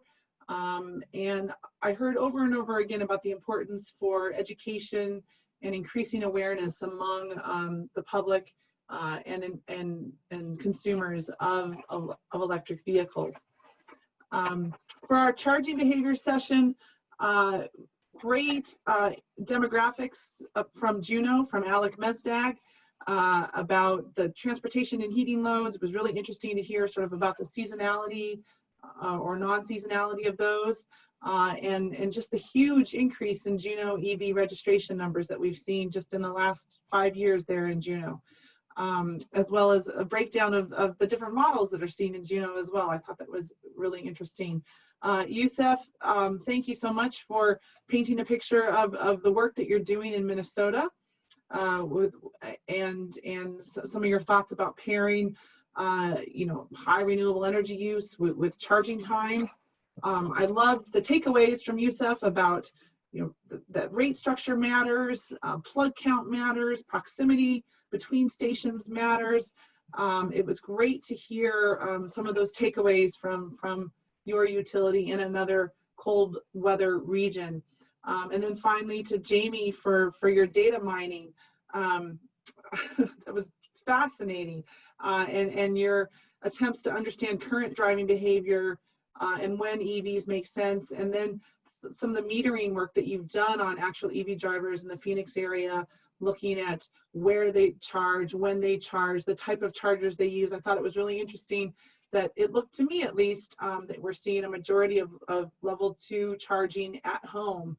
And I think that can really inform how we think about in Alaska expanding our charging infrastructure and to encourage the adoption of EVs, along with thinking about factors such as whether folks have a garage or what home charging station options look like, or the types of vehicles that we use, and the length of trips that we take.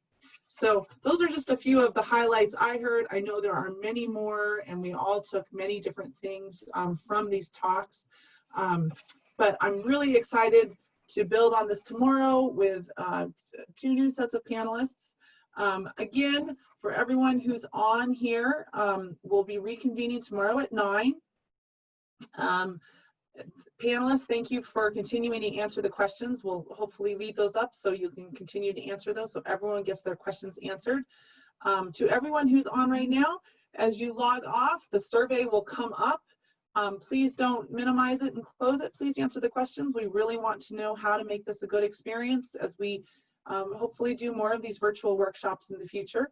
The current situation necessitated this workshop, but I think it's also been a terrific opportunity to bring in a variety of perspectives that we might not necessarily have been able to even in normal circumstances, just because of the difficulties and expense of travel.